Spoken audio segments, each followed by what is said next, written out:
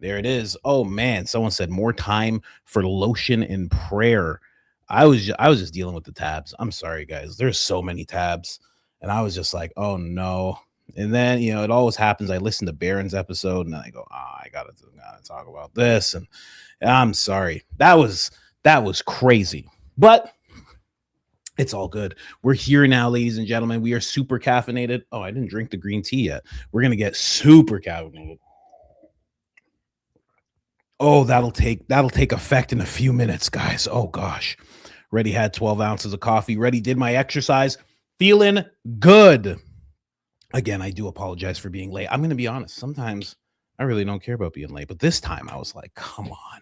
And we did pray, and we are doing lotion. So that person was correct. We did pray. We are doing lotion. We are 30 pounds down, ladies and gentlemen. And we're going for another 30 in the next 4 weeks, ladies and gentlemen. There is going to be a lot. There's going to be a lot less coach. There's going to be a lot less coach in the coming 2 months. A lot less. We're going to be, don't worry, not sick. That's what's going to happen. People are going to think I'm a clone, or they're going to think I'm sick. Not sick, not a clone, just getting after it like never before, guys. Anyways, let's jump right in. It was a wild weekend. I decided to take Friday off, and Candace was like, bad move, buddy. And I was like, pardon me? And then the next thing you know, Candace is dropping one of the hardest pieces of information. I was like, what just happened? Anyway, I don't know. I couldn't believe it. I couldn't believe she said that. And I was listening to Baron this morning, and I have to agree with them. I can't believe there aren't more people talking about it. You know what really throws me off about it? If you don't know what I'm talking about, basically talking about how Tucker told Candace about Erika being very anti-Philadelphia. I mean, what really throws me off, not just that Blake and Andrew aren't saying anything about it. What really throws me off is there's no Graham Allen screaming from the rooftops that it's not true. There's no Gary fumbling around dumbly trying to make sure everybody understands Candace is lying about this. Silence. Very weird. Very, very weird. In my opinion, I could be wrong.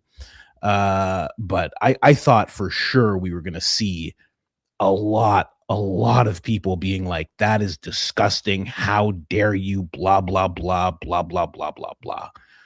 What is my wife's talking about my exercise? Yeah, I just walk. No more weight training. Not until I lose all the weight. No more strength training. It's too much. I'm in old guy mode. I take a nice walk. That's it. Why are there two logos on the screen? Let me fix this really quick, guys. Take one of these logos off the screen. Pardon me. Take that off. There you go. But let's jump right in. I just thought that was very odd. We're going to touch on what Baron was talking about a bit. We're going to touch on what Candace was talking about. And also, there's a lot of talk about sass. And I don't mean Blake sass. I don't mean that type of sass. I mean sass, the event that Tucker was at. And I have a clip that kind of puts in perspective why in that article, I don't know if you guys saw the pre-recorded video, but I was talking about an article. No, I'm not walking in an incline, just walking, just straight up walking, zone 2 heart rate. That's it. That's all I do. Zone 2 heart rate, 15 to 17,000 steps a day. That's it. And low calorie. That's it. Stop eating at like 6 o'clock. Don't eat again until like 2 p.m. the next day. That's how I do it. But there was an article that was written. Candace talked about it a little bit. I talked about it in a pre-recorded video that I put out over the weekend. And one of the things was that Charlie got reprimanded by the president because he kept pushing for the release of the JE files. He kept pushing. He was like, this should be released in total, unredacted, so everybody can see everything. All of the files, not just a chunk, everything. No redaction. That's what he was pushing for. He got reprimanded for that.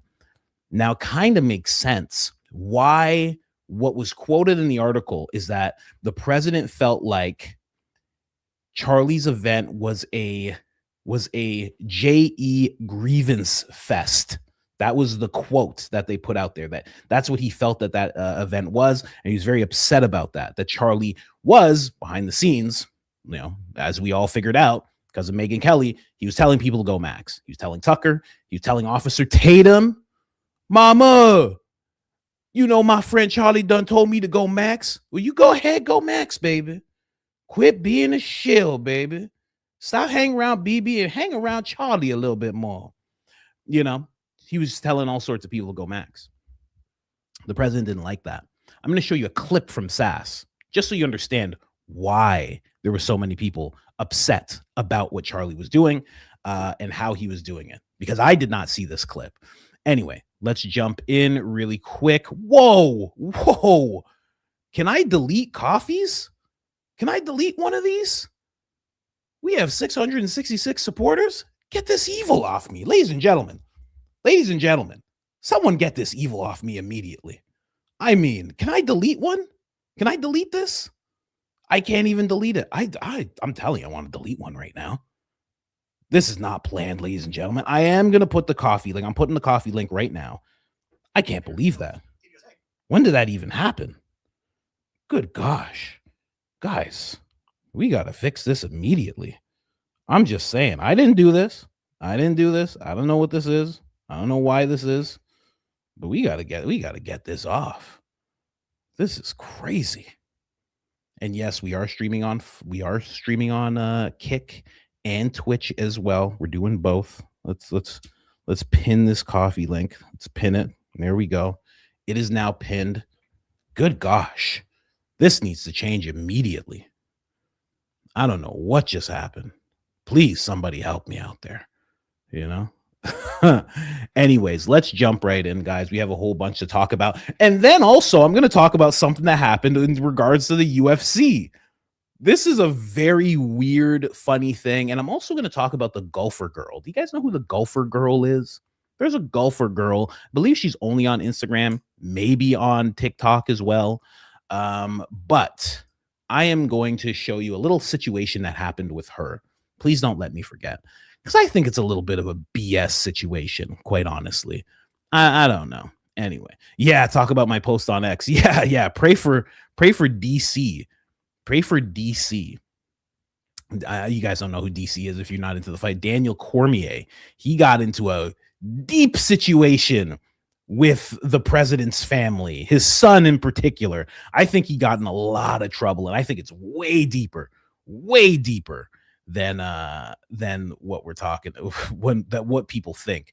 Yeah, Jesse played the golfer girl. Yeah, I saw Jesse Lee's take. I'm gonna be honest. I think Jesse Lee's take is a little BS, quite honestly. But I'll get into that. I don't know. Oh no, sorry.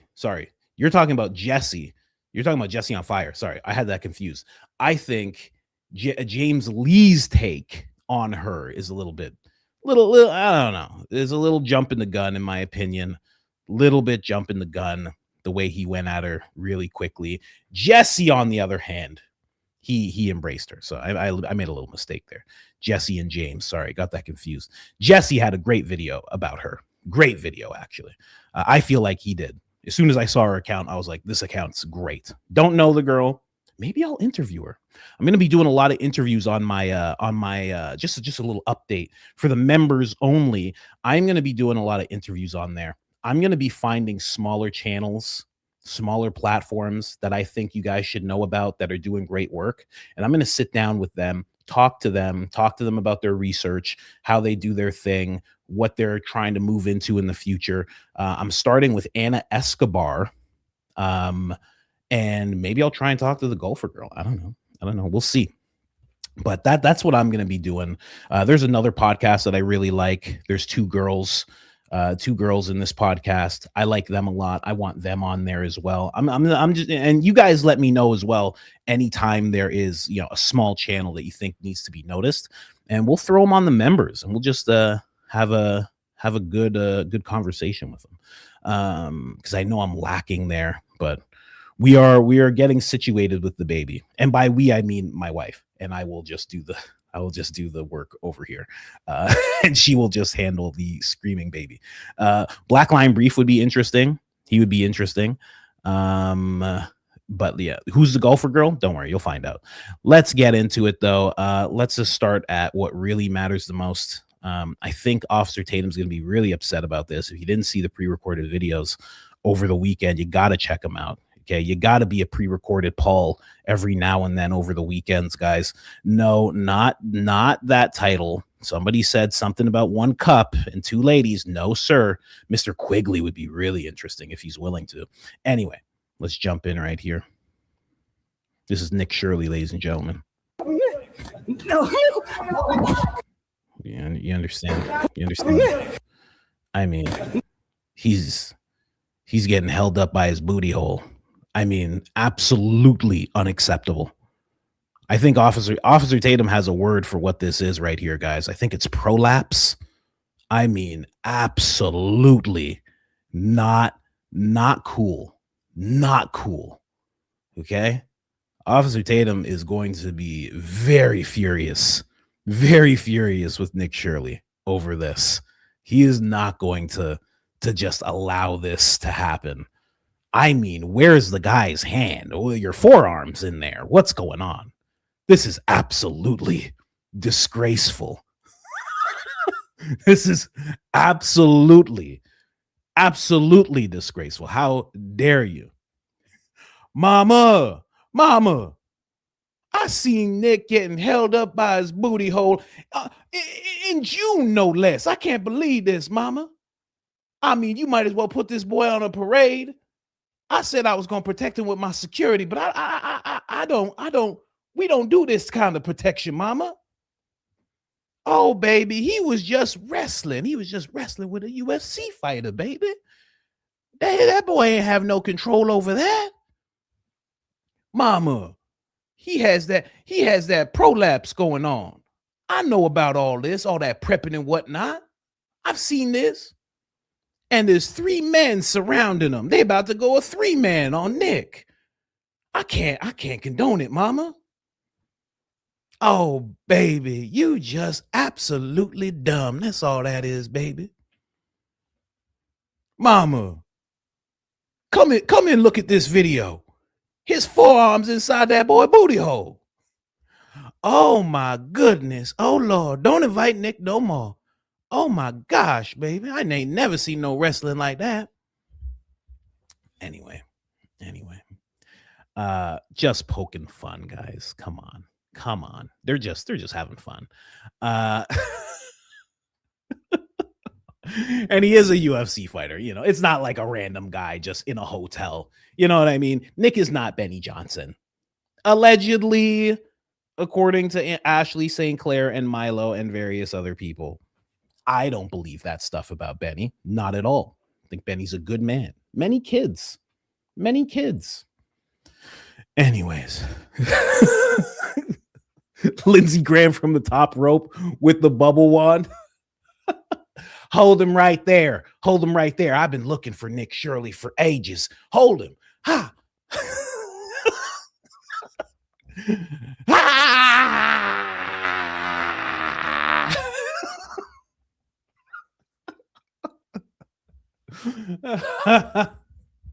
Oh my god, I'm supposed to be talking about okay, sorry guys, I'm not getting caught up in that bit. I'm not gonna get caught up in that bit. Hold him right there. Lindsay, what are you doing? Just hold him right there. You want to be a part of the administration, huh, boy? Huh? I'll show you what it takes. This ain't Raytheon's weapon. Ha.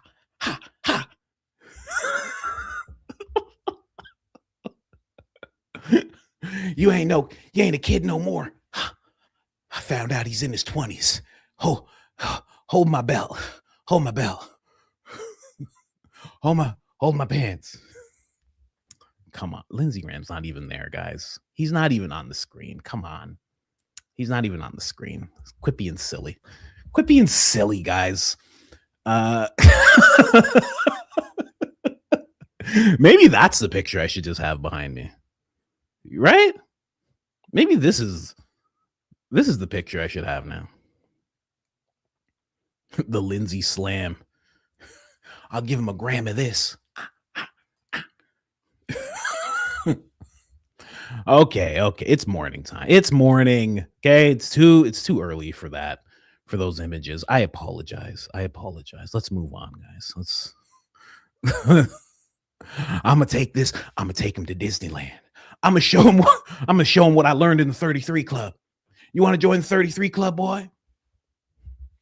Bubble rope.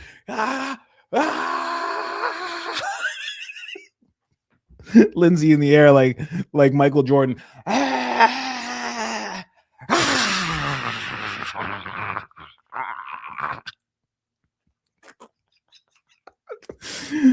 Oh my God. Oh gosh. Anyway, this is not the high IQ outfit, okay? That's later on. This is the morning time, guys.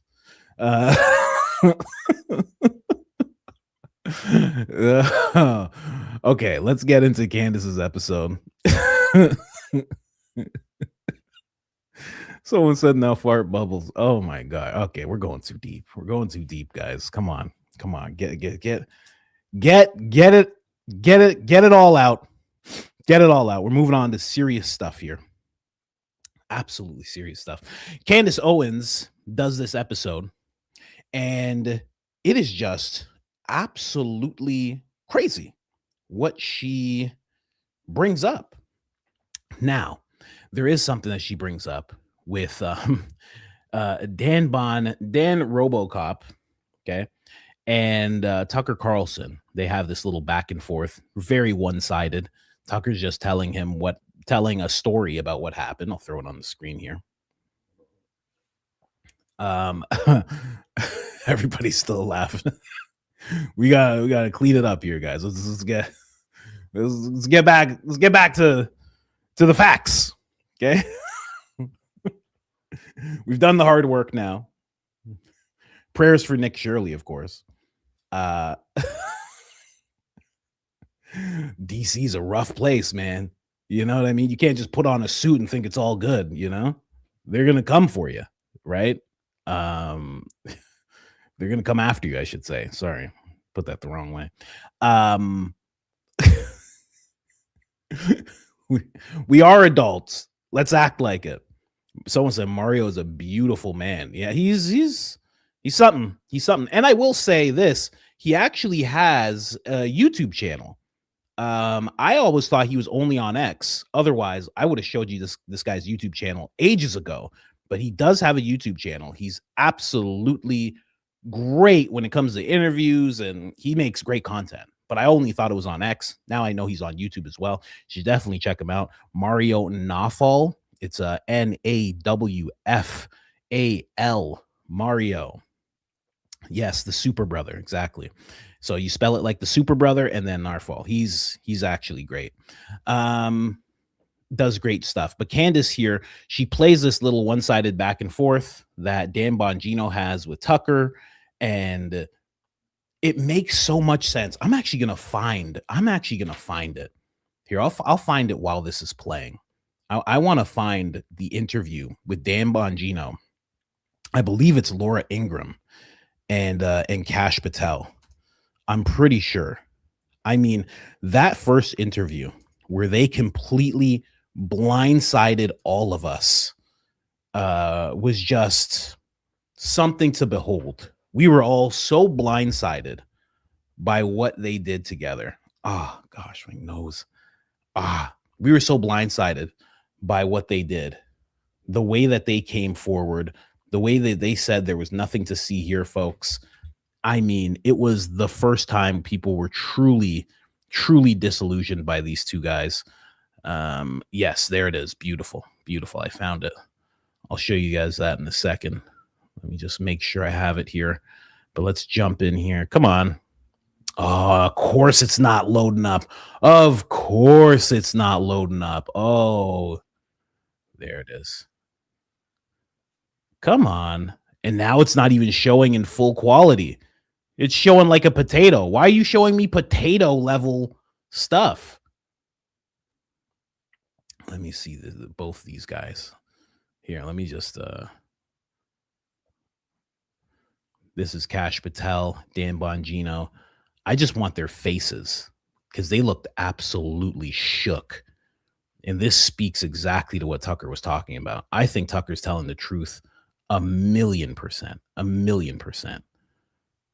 I mean, the way that these guys looked in this interview, Candace said it the best. She said, Kash Patel always looks like he's shocked. Dan Bongino also did. Wow, this video is being so cagey right now. It's not letting me scrub. It's not letting me pause. It's not letting me do anything. This is a very weird video. Okay, I'll get a handle on that as I play this. Let's play this clip really quick for you guys. Let's check it out. Terrified when I spoke to him in December. It's such a long, boring story, but basically I came into possession, I beg your pardon, accidentally came into possession of a lot of the social media posts that we were told didn't exist that were posted by Thomas Crooks in the months and years before the shooting. And I was amazed that the FBI had lied about this. So I called Kash Patel and I later called Dan Bongino and I says, what is this? I'm not attacking you. It was the previous FBI administration that did this. It was Chris Wray, but what is this? And Dan Bongino became hysterical with me on the phone. I've known Dan a long time, for many years, and always gotten along with him. Whatever his faults, nice guy, certainly very nice to me. I never had a problem with Dan ever. And that problem began when I brought this information to his attention, and he became a different person. He was clearly terrified. I didn't get it at first, but he was hysterical. And ultimately, after a long series of text exchanges, which I still have, and phone conversations, he said, look, take it up with Trump. He's the one who shut down the investigation. And that was, I think, the first or second week of December. I think it was the beginning of the second week of December. I have it written down. But that was the moment and I realized, oh, wow, there's no good explanation for shutting down an investigation into your own attempted murder. Like, this is not what we've been told it was. Okay, so a lot to unpack there. The first thing I thought when I saw this was, wait, what? Trump was the person who shuts down the investigation into his own assassination attempt. What does that mean? And then I saw Dan Bongino's response. So just to recap what we just heard there, Tucker says he reached out to Dan Bongino because they had been friends for a long time. He reached out to Kash Patel because he was working on a story. That story was that the people, what was communicated to us was that this Matt Crooks character, Matthew Crooks, had absolutely no, or Thomas Crooks, Matthew Thomas Crooks, or Thomas Matthew Crooks had absolutely no social media history. And it turned out that he had a very long, extensive social media history. And the FBI was aware of this. So he reaches out and he says, look, you guys weren't involved. But what is this? Why are we being lied to? You guys are certainly in power now. And he says that Dan Bongino grew hysterical. And he says that Dan Bongino was terrified. My understanding, and I think any rational person's understanding of what he means, is that this story, the Butler story, perhaps the Butler cover-up, whatever it is, terrified Dan Bongino and terrified Kash Patel. Totally believable just looking at Kash Patel. He constantly looks like he is in a state of terror. And this is how Dan Bongino chose to respond to Tucker saying that Dan was terrified. Take a listen. This is not a pretend tough guy act. I'm a 51-year-old man with decaying joints.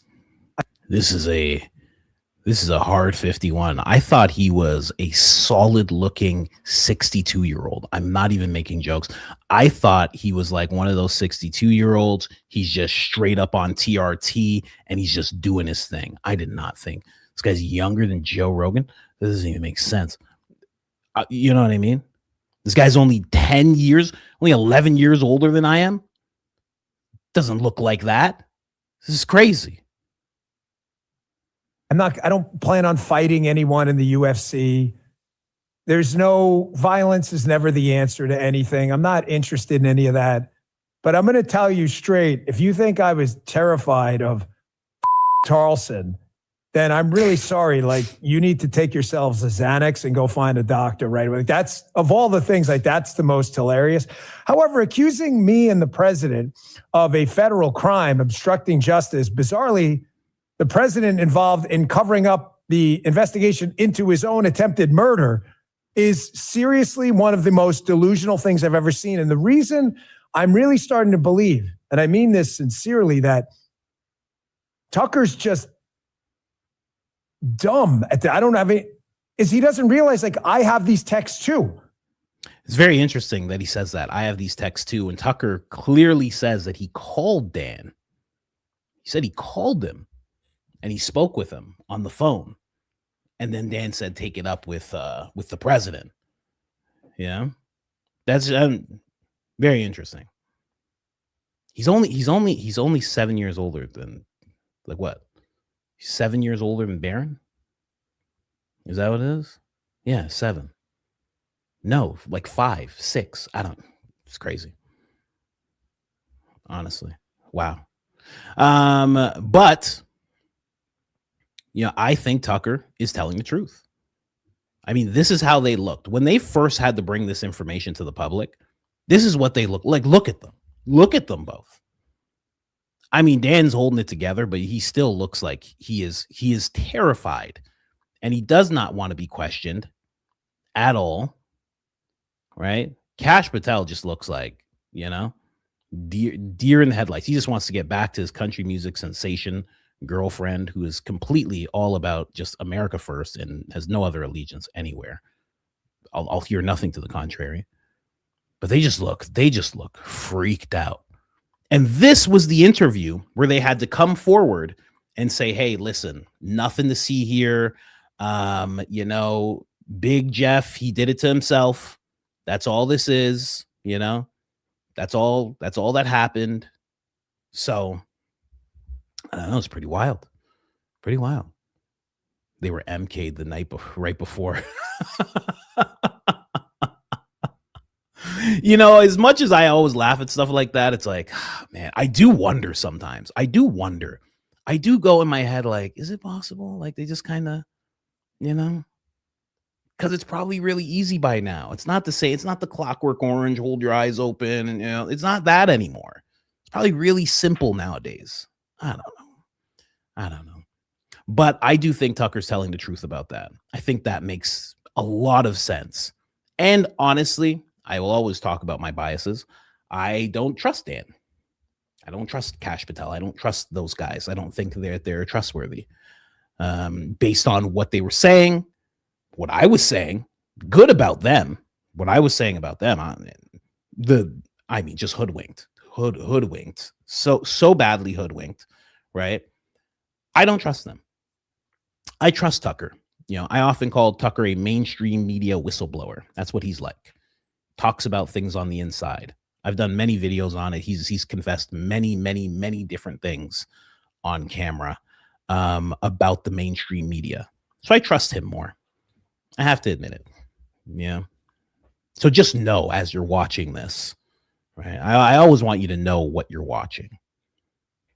I'm not sitting here like I'm all about like I am the beacon of truth and justice, and I'm just in the middle here. Like, no, in this situation, I am not in the middle. I trust Tucker more than I trust them. You can't say I don't think Tucker's in the CIA. I don't think he's in the CIA. Many people bring that up. They just go, well, I think he was. I think he is. I don't think he is. I don't think he is at all. That's just me. I think he has relationships the same way Rogan does, the same way Kash did before Kash was in the position that he is in right now. The same way a lot of people that you listen to know someone in the bureau or otherwise, or maybe in the mainstream media or things like that. I think that happens a lot, but I don't think he's in it. I do always admit when I'm hoodwinked. Always. How do you not? You got to. I was hoodwinked by those guys, but I don't trust them. So Candace brings that up. Then we move on to where the president went wrong. This is where she talks about that just a little bit. I'll play just a little snippet of that. This report by accident. Now, I am now of the position that something is very wrong with Butler. And whatever it is that is wrong with Butler, it may go a very long way in terms of explaining what is wrong with Trump, what went wrong with Trump, because we have two options here. Okay. If you almost get assassinated and you do not fire the Secret Service agents that failed to protect you, on that day. They moved you off the stage, but certainly failed to protect you on that day and see somebody on the rooftop. And then beyond that, you determine that you are satisfied with the investigation and you allow lies to come out about the investigation or lies to remain about the investigation, saying that the person who allegedly fired the shots had no social media background. And then you withhold information from the public. We only have two options to consider. The first thing is that the entire thing was staged and Trump was involved. Trump knew it was going to happen, and he allowed the entire assassination attempt to take place, thereby thrusting him into this category where all of us went, oh, there must have been a reason that God saved him. I'm not inclined to believe that option, okay? The second option is that it was a real assassination attempt. It actually had nothing to do with the person that it was blamed on. And Trump did escape with his life, and it was a warning.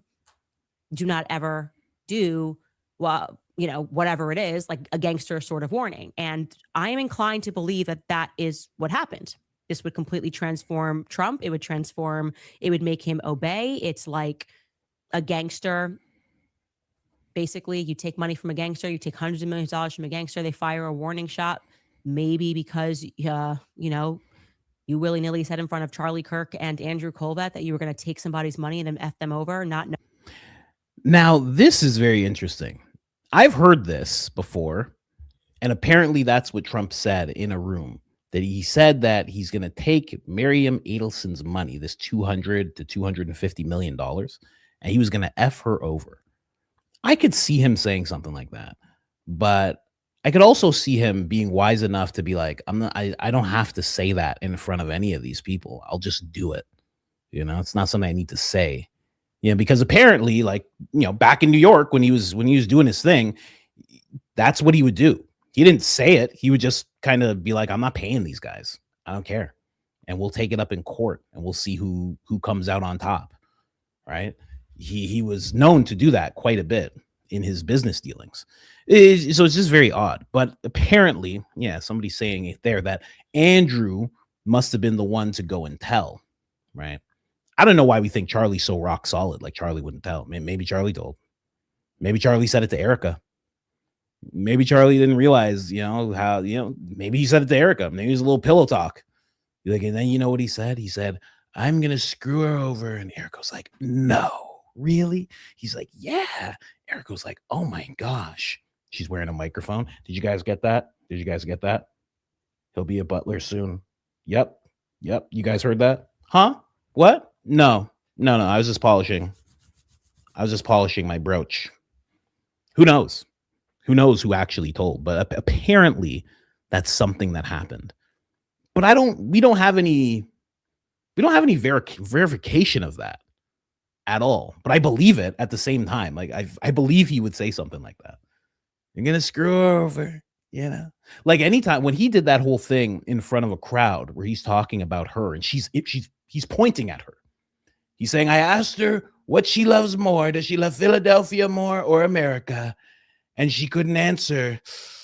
I think that gives us our answer there. It was kind of like he was calling her out, but in a really nice way. Like everybody was laughing. So I can kind of believe that he maybe was just like, I'll screw her over. Screw over everybody. Everybody that gave me money, I'm going to screw over. What are we talking about? If you gave him money, if you gave him a small donation, he's like, I love inflation. It's the greatest thing. Come watch this fight on the lawn. I have people fighting on my lawn. I love inflation. 10%. I'm shooting for 10% inflation. It's a good thing.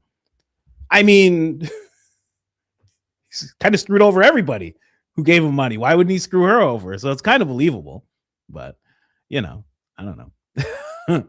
Can't tell if it's a true thing or not. Knowing that information got back to some people and you escaped with your life. And after that, you just did whatever these people said. I'm just thinking here because I believe Tucker is telling the truth, and Dan's entire face and demeanor and panic and yelling and threatening to fight signals to me that Tucker is telling the truth, that Tucker told him on the phone that it was Trump himself that shut down this investigation.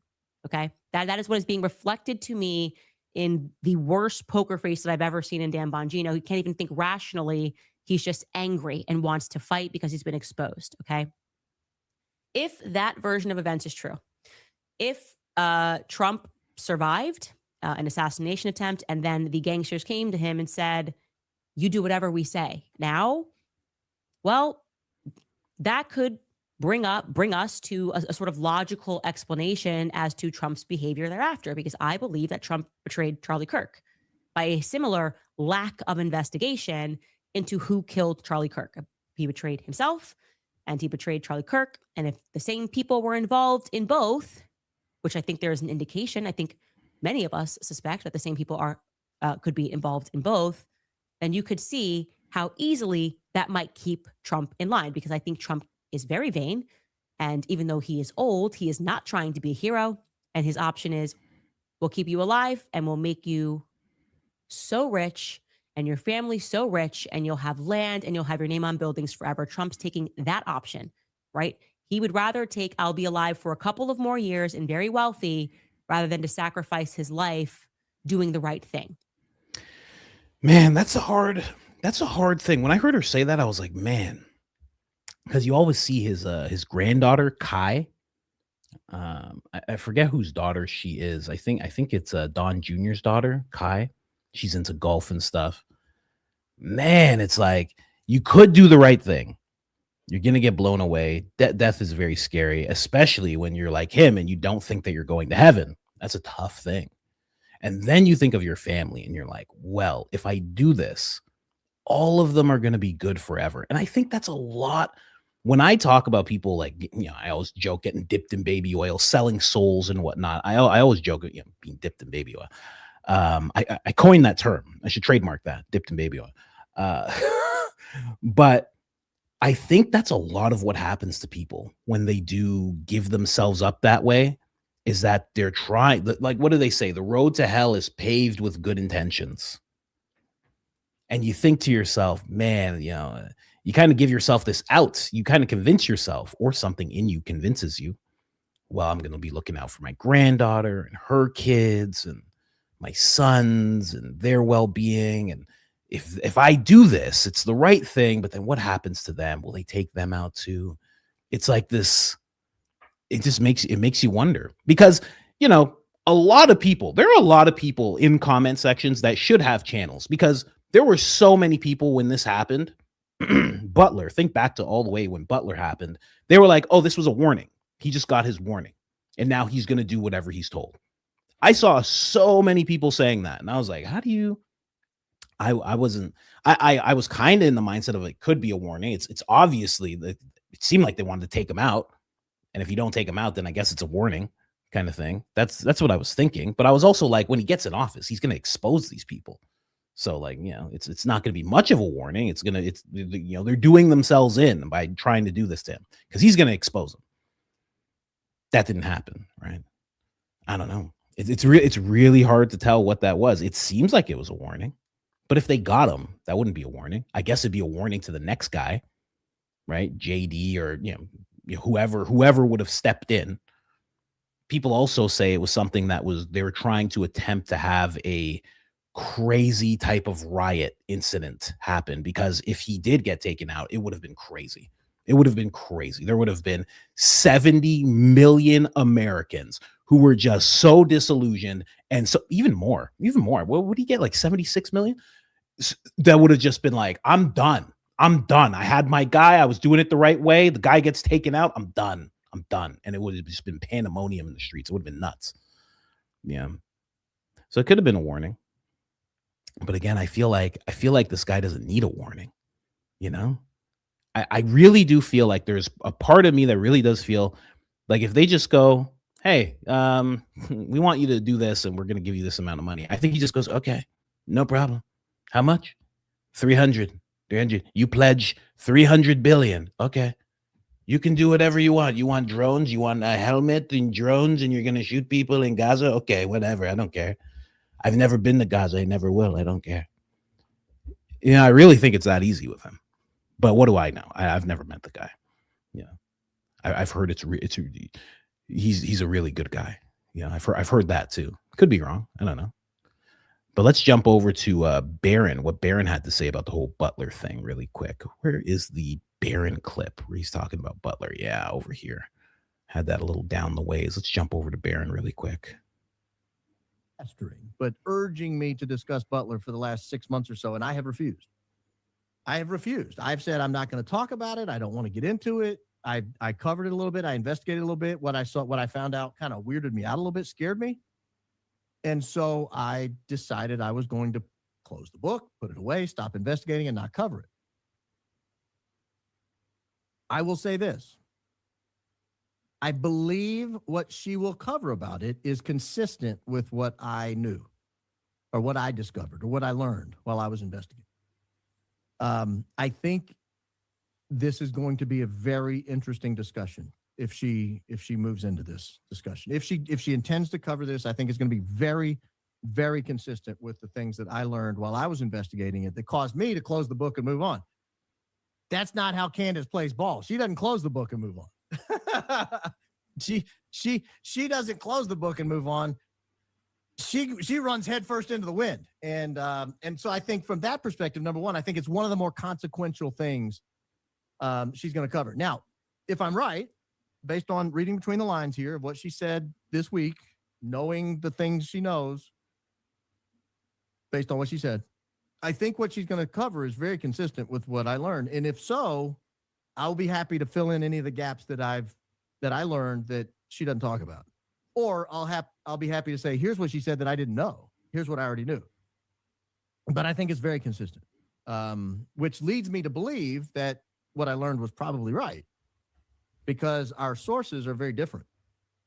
I heard from one group of people. I think she's hearing from another, and the story is remarkably similar.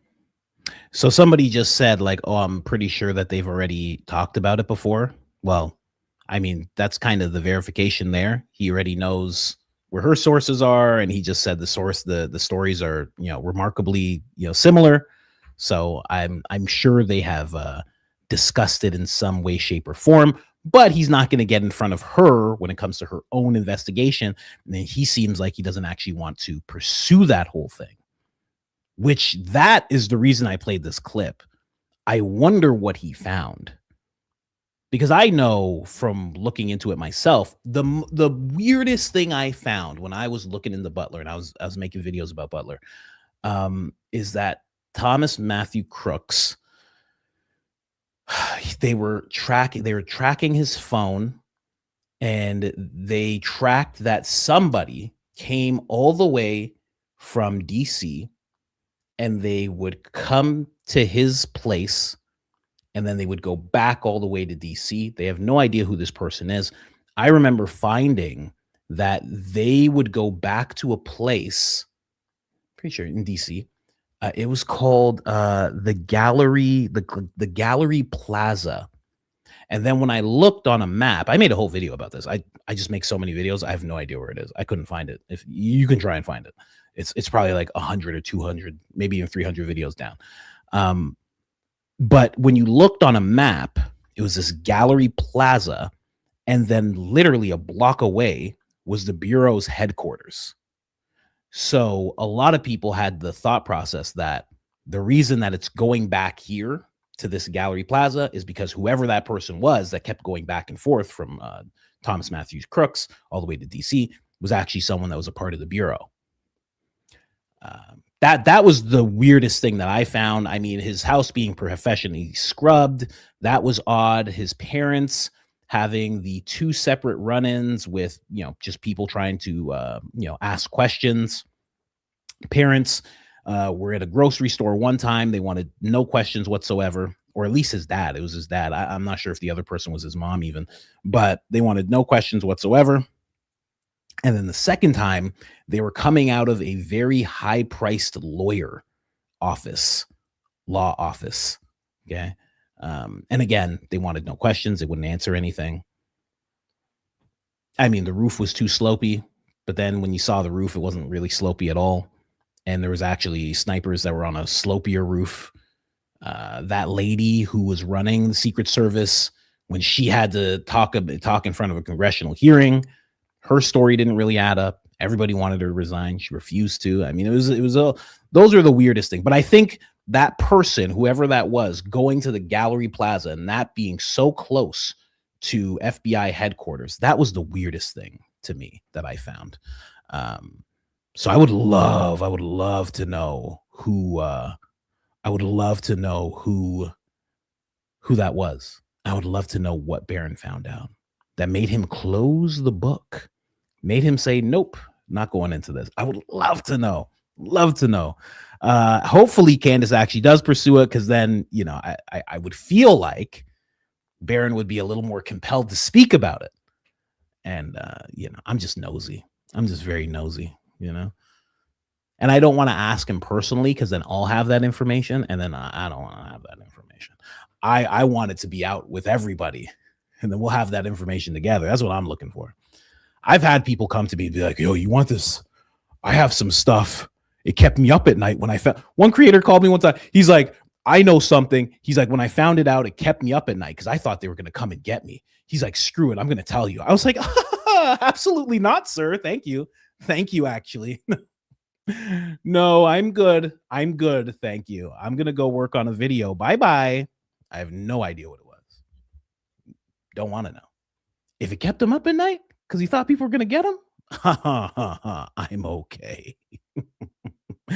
Thank you. I'm already worried about having a heart attack because I weigh too much. I'm okay. Thanks. So that's what Barron has to say about that. That's the whole Butler thing, right? And we'll see. Because Tucker was the only one to talk about it extensively. He was the only one to really bring up the information that he found. He was the only one. Someone's like, coward. I'm not. I don't need it. What do I need that information for? Especially if I can't report on it. I just know it. And someone who is calling me and their phone's bugged, now I'm also a target? What? Why am I doing that? That's crazy. You do it. And then they'll be like, I didn't do anything. Those images were put on my computer. What do you? Okay. All right. I'll watch my head. Okay. Have fun. Go do it. Oh man. Anyway, let's jump into the next thing. So that was the whole Butler thing right there. But let's jump into the next thing here. And let's see what this is all about. And also, just so you know, that creator, he never reported on it. How about that? He never tell them to call you. Believe me, you're not ready for the stress. I know it feels like you are. You feel like everybody's just talking and they're just making videos and just talking about things. You're not ready for the stress. You're really not ready for it. You think you are, but you're not. You're ready for the fun times of what it seems like's going on. You're not ready for the actual stress. You're not ready for the phone calls. You're not ready. No, you're not. Yeah, you think you are, but you're not. I mean, look at Barron. Barron didn't. He's like, nah, I'm not going to talk about it. He's like, he shut it. He said people were pestering him for months to talk about Butler. And Barron and Daisy, they don't seem like they run into dead ends. They seem like they figure out whatever they want to know. They figure out. So he figured out something. Anyway, let's move on here. What's next here? Oh, this is where we get into sass. So I'm going to show you that clip. I'm going to show you a little bit of Candace talking about the whole sass thing first. But then I'm going to show you that clip between Tucker and Charlie. I didn't realize that they were going this hard at that event. So Tucker spoke 2 times at this event. He did one speech himself. Then he did another sit down with Charlie Kirk. And then Officer Tatum apparently was on stage as well. He talked about the same thing, Big J.E. And then Charlie was also talking about it. And Charlie was talking about it on his podcast. And Charlie would not stop talking about it at all. And Charlie was talking about it at his events when he's sitting under the tent. He would talk about it there as well. So I didn't realize how hard he was really going, but I do now. So this starts to make a lot more sense. That's just what the timeline tells us.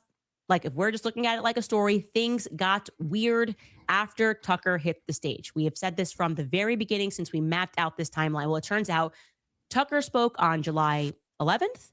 And on July 12th, Charlie received a phone call from the president. Here's what the New York Times article tells us. It reads, quote, on July 12th, the president took to Truth Social to defend Pam Bondi against criticism and to urge his boys and gals to stop wasting time and energy on Jeffrey Epstein, somebody that nobody cares about. Trump told aides that he was very unhappy with some of his most influential supporters, including Charlie Kirk, Tucker Carlson, and Megyn Kelly, all of whom were publicly urging the administration to come clean. Kirk had held a Turning Point USA event the previous day that turned into an Epstein grievance fest, with one speaker after another bashing Bondi over her handling of the situation. Trump had called Kirk and scolded him. Okay. Couple of things happening here. Why would Donald Trump, the president of the United States, call Charlie Kirk to scold him because people on stage are calling out a child rapist? Make it make sense. I'm open to other ideas. I don't want to be a conspiracy theorist. Make that make sense. There was mass panic. We have covered this. Charlie lost millions and millions of dollars on stage from his pro-Israel donors over Tucker calling out Epstein. Megyn Kelly talked about Epstein. This is perfectly tracking with what we know went down. And Charlie held the line. By and large, Charlie held the line. They wanted him to cancel Tucker. They were angry that, in particular, that Tucker Carlson had asked where Bill Ackman's money comes from. It's kind of like one of those Epstein-esque questions where it's like, these people get really rich. When you start looking into it, it doesn't really make sense where their money is coming from. There was mass Zionist panic. Again, we have the theme of Israel. So let's plot that on our timeline, because I remembered something that's bothering me. Okay. July. So just to talk about Charlie getting reprimanded. So I talked about this in the other video that I made about this article, where I break down the article a little more, but where she's getting that information is from that article. It's from the New York Times. So you can take that for whatever you feel in terms of the New York Times. If you don't like them, if you do like them, just want you to understand where the information's coming from. I, for one, I think New York Times has peddled a lot of nonsense, but also I know the New York Times isn't just one guy sitting in the thing. So I know it's multiple people. So I can take every article with, a grain of salt or a bat of baby oil or an amvolt of truth, it's up to you how you feel about them. But him getting scolded like that, I feel like, first off, the article, I think it's real. I think it's true. I think they got that information. A lot of people feel like Bongino is actually the source of this information. I don't know why that is, but I've seen that circulating quite a bit. I don't know if Candace brought that up as well, but a lot of people feel like Dan is the one who is giving the information, which is very weird. I don't know why he would do that. And then also, not give any information to Tucker. No clue. But man, him getting scolded, him getting reprimanded for that whole thing is very telling. And it's not just because of who J.E. is. Forget about who J.E. is. Like it's who he was representing, who he was possibly working with, and the friendship that they allegedly had. By allegedly, I mean there's massive proof that they did have a friendship, but he just says they didn't. That's it. That is how it works. Everybody has all the proof. There's the pictures and the birthday cards and the letters and this and that. And he's just like, nope, never, didn't like him. You have to understand, I screw people over. I was going to screw him over. That's all that was. I was buttering him up. I was going to screw him so bad. I mean, prolapsed. That's how bad it would have been. Okay. That's what I was going to do. We were not friends. Could be the truth. Anyway, let's keep going a little bit. 11th to July 13th, 2025. We know that that's the Student Action Summit, Turning Point USA Student Action Summit in Tampa Bay, Florida. Charlie's first speech is at 4 p.m. on Friday. His last speech concludes at 1:10 p.m. on Sunday. Okay. July. Hold on. That's a pretty important timeline here. She doesn't really go through it in detail. Let's see here. The 11th to the 13th, Charlie speaks at Turning Point Student Action Summit. This is SAS, Tampa Bay, Florida. Charlie's speech is at 4 p.m. on Friday. His last speech concludes at 1:10 p.m. local on Sunday. On the 11th, Tucker speaks at Turning Point Conference and donors freak out. This is the time where Charlie actually says "Go Max," just in case you're ever looking for, when was "Go Max" first said that we know about. It's on the 11th. Donors freak out because apparently a donor ran up to Charlie while Tucker was standing with him, and this donor was a woman, and she was reprimanding Charlie, saying, "You can't do this. You can't do this." That's apparently what was happening. He calls out the big JE, says that people who serve foreign armies should be stripped of their citizenship, and muses about where Bill Ackman got his money from. The 12th, according to New York Times, the president calls Charlie Kirk angrily and scolds him. So this is very interesting. So now that I don't know for sure. I'll just say this is my opinion. But from what happens on the 11th to the 12th, the fact that donors freak out, Tucker said that someone, a lady, ran up to Charlie and said, "You can't do this. You can't do this. You can't do this. You can't have him on stage. You can't be talking about this stuff." Makes me think. And then the president calls the next day and reprimands Charlie for this grievance fest, quote unquote. Makes me think that could have been Miriam Adelson. Don't know for sure, but it kind of checks out. It's a lady who gets pissed, calls him out, and then the president calls you the very next day for what you've done. Now, don't get me wrong. There's various people in the crowd who could be associates of associates, and many eyes saw this happen. So it could be anybody, but that's what comes to mind first for me. Then the 14th, Erika travels on a private jet. I love how they had to mention that. It's a Long Beach, California. Catherine Locastro, Derek Neil Kirk. These are very interesting names. Jonathan, they speak at James Kiddish. Man, something so interesting happened between James Kiddish and Project Constitution. They had like this wild back and forth. Calvary Chapel Church for Women's Summit of Psalms Retreat. Erika says in her speech that this is her Sunday church. Bizarrely gives a speech about how pro Philadelphia she is, about a call to arms. The 18th, request from Turning Point UVU is submitted to Charlie to hold his event at Utah Valley. This is not able to be independently confirmed. Wait a second. The request from Turning Point USA UVU is submitted for Charlie to hold his event at UVU. I think that was confirmed, actually. I think someone actually did confirm this, and they actually, I think it was one of Project Constitution's friends that actually made the request and got the documentation. I think that was actually confirmed. Could be wrong though, but I'm pretty sure. I made it. I think a bunch of people made a video about that.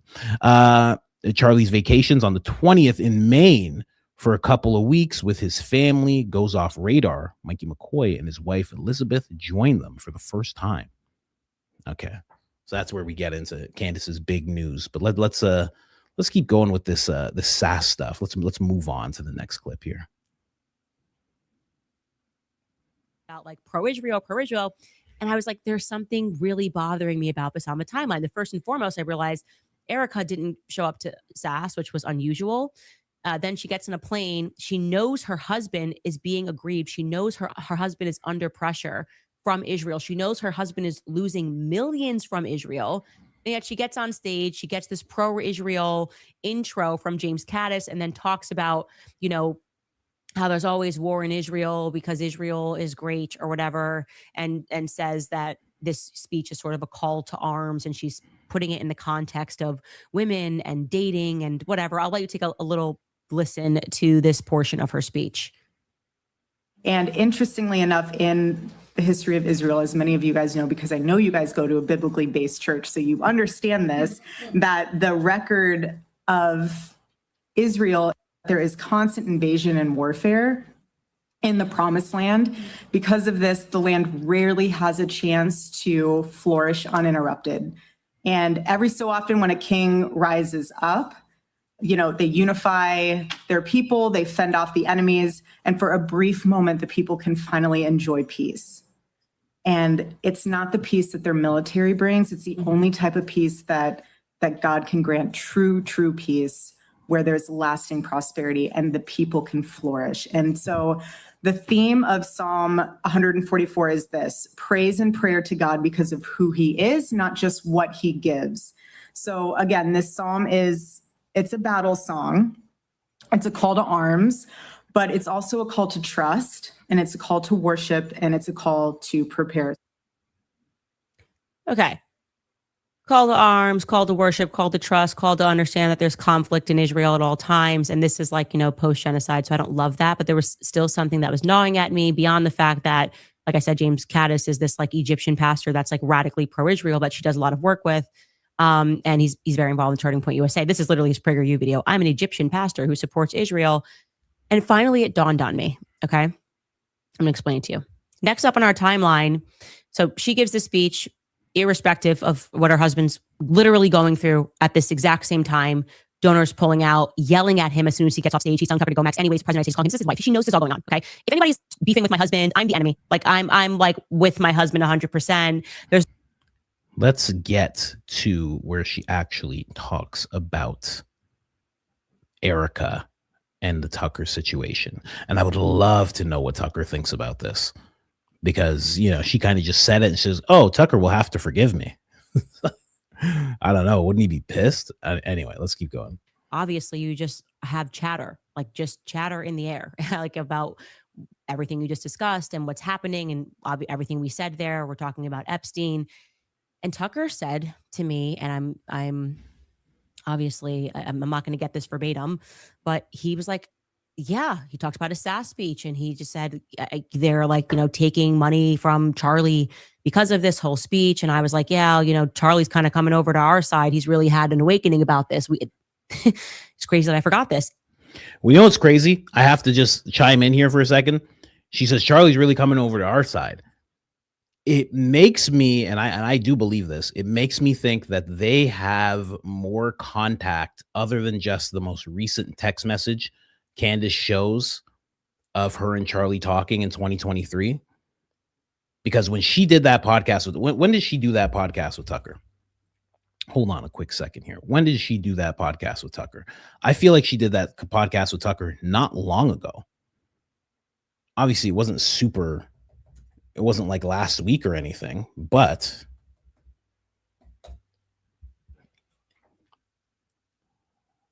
I'm sorry, please. Oh, 10 months ago. So it makes me think that they were in very, very good contact for her to be saying he's coming over to our side, right? How on earth? Obviously, she could just look and see, but the way she says it right there makes it seem like, oh, everybody's like bringing up the months now. I don't know. It just says 10 months ago here. I'll click it just because.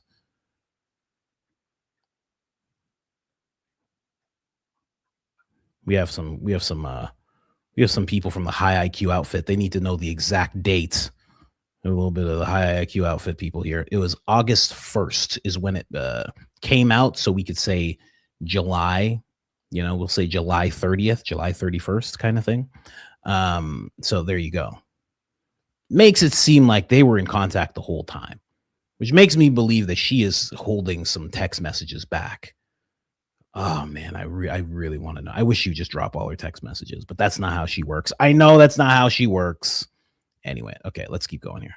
But it's the second part of what he said to me. He said, I just had dinner with him and Erika. They were just here. I think he said like last night. I kid you not.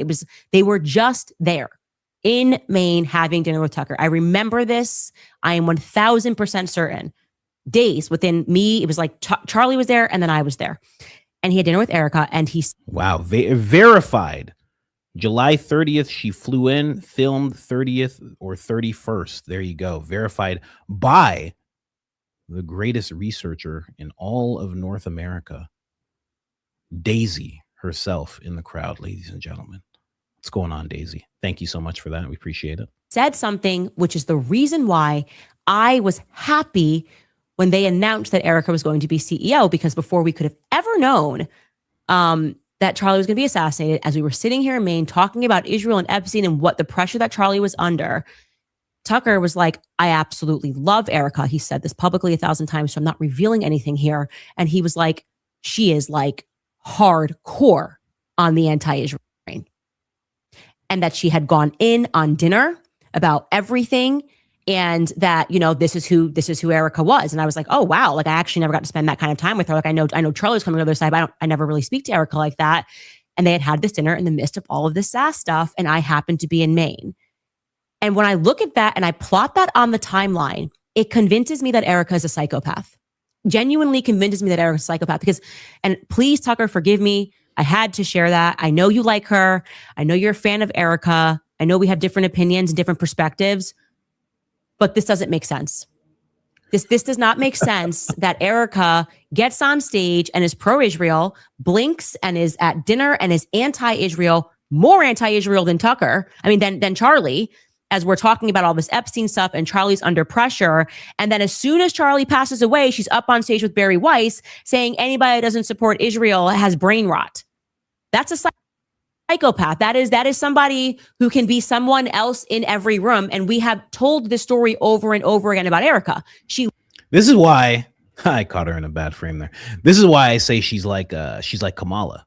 This is why I've said this about Erika many times. She seems like Kamala, quite a lot like Kamala. You know, that's why I made up the Jamaican Erika Kirk.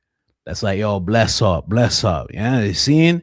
What good? What go on with you? What go on with your roots? You good? Yes, sir. I me bun it up. Me bun it up before me hit the stage. You know what I mean? That's why. Because she'll just do it all the time. She just changes wherever she's at. But also, I have to say, for those of you that have seen this whole clip where she starts talking about, Erika being nuts and, switching from room to room, there's also the option of, and Barron doesn't bring this up. Barron actually goes very dark with it. I think I'm going to play that clip. I think that's the next clip. It was pretty dark. The option that came to my mind months ago, because I made a video about it, is around the time I made a video about, we're trying to figure out who was the mole with Candace because she wasn't telling anybody anything. And I was thinking, yeah, scared and threatened. How the heck did you know? Shannon, how'd you know? Who you working with? Huh? How on earth did you know that? Yes, scared and threatened. That was where my mind went with it months ago. Because we were trying to figure out who the mole was. And I had a theory. I'm like, what if Erika is actually the one giving Candace information? This is before they even met up. This is like literally like 8 months ago. Maybe like 7 months ago. And they hadn't even met up yet or anything like that. I was trying to figure it out. And then another episode that I did, I was like, what if she is just scared and she's getting threatened? Like, what if, we talk about the president getting a warning when it came to Butler. That was his warning. Maybe that was like kind of a warning for her too. Like, listen, your husband's gone and there's a reason that he's gone. Can you figure out what it is? And she's like, I don't know. Did he, what? And they're like, oh my God, this is the lady that we have to work with here. Are you serious? You can't figure out what happened? No. What happened, guys? I don't know. I was supposed to meet with Kash Patel. He was going to show me the evidence. Tyler Robinson's why. Yes. And they're like, oh my God. They're like, okay, listen, okay. This is how it works. You understand? We did this because he was anti-Philadelphia. And if you do the same thing, we're going to do the same thing to you. Do you understand? Oh, yeah, I remember. Yeah, we would talk about that all the time. I don't like Philadelphia either. Is she messing with me right now? Mr. President, is she messing with me right now? No, she's really this dumb. This is the wrong person. I'm telling you guys. I'm telling you, you get Benny Johnson. We have so much on Benny Johnson. You bring Benny Johnson in, it'd be way better. I'm telling you, she's an airhead. I'm telling you, I know for a long time, okay? She's worked in pageants, and then believe me, I have pageant experience. We only bring on airheads that we can possibly, you know what I mean. They're just like, oh, we're stuck. All right, let's explain it to her. It could be that. It could be that. Yeah, if you're just working with theories, it is possible. People get threatened. People do get threatened. Happens all the time. Happens all the time. All the time. So maybe that's what took place. But also, I have come to the same conclusion as Candace in terms of her being like Kamala. And when I say Kamala, I mean like a psycho, because that's what Kamala was like. She was like a cackling, crazy person. A crazy person that would get serious about weird things and be like, people need consequences for being online. And then she'd turn around and talk with somebody else and be like, hey, what's going on? Yeah, we're gonna take away their phones. And you'd be like, what is wrong with this lady? And then she'd turn around the next second and be like, I was cooking collard greens in my bathtub the other night. I was cooking so many collard greens in my bathtub because I had a lot of people coming over, girl. You know what I mean? And you'd be like, what in the heck? What is up with this lady? And then she'd be in front of a New York crowd and she'd be like, hey, what's going on, you friggin' guys out there? Huh? Nixon 4, you know what I'm talking about? Huh? So the other day I was with my buddy Louie and I look at him, I say, Louie, what's going on here? I go through Crown Heights, I go through all the boroughs. I'm seeing homeless people everywhere, Louie. And I'm like, why aren't there more homeless people? I opened up the border real wide. Why isn't there more homeless people? What's going on here? Trying to destroy this place. Just everywhere she goes. Every place she goes to, she's just different. It's really interesting to see. She goes to Toronto, Canada, and she's like, what is going on, everybody? Everybody? How is everyone doing here? Yes? You know, they call me black across the border. I'm not black. I know black poppy, you know? She's just different everywhere. So that's a long way of saying I think Erika's similar. But it is possible for her to be being threatened at the same time. I'm sorry about that detour there, guys. Just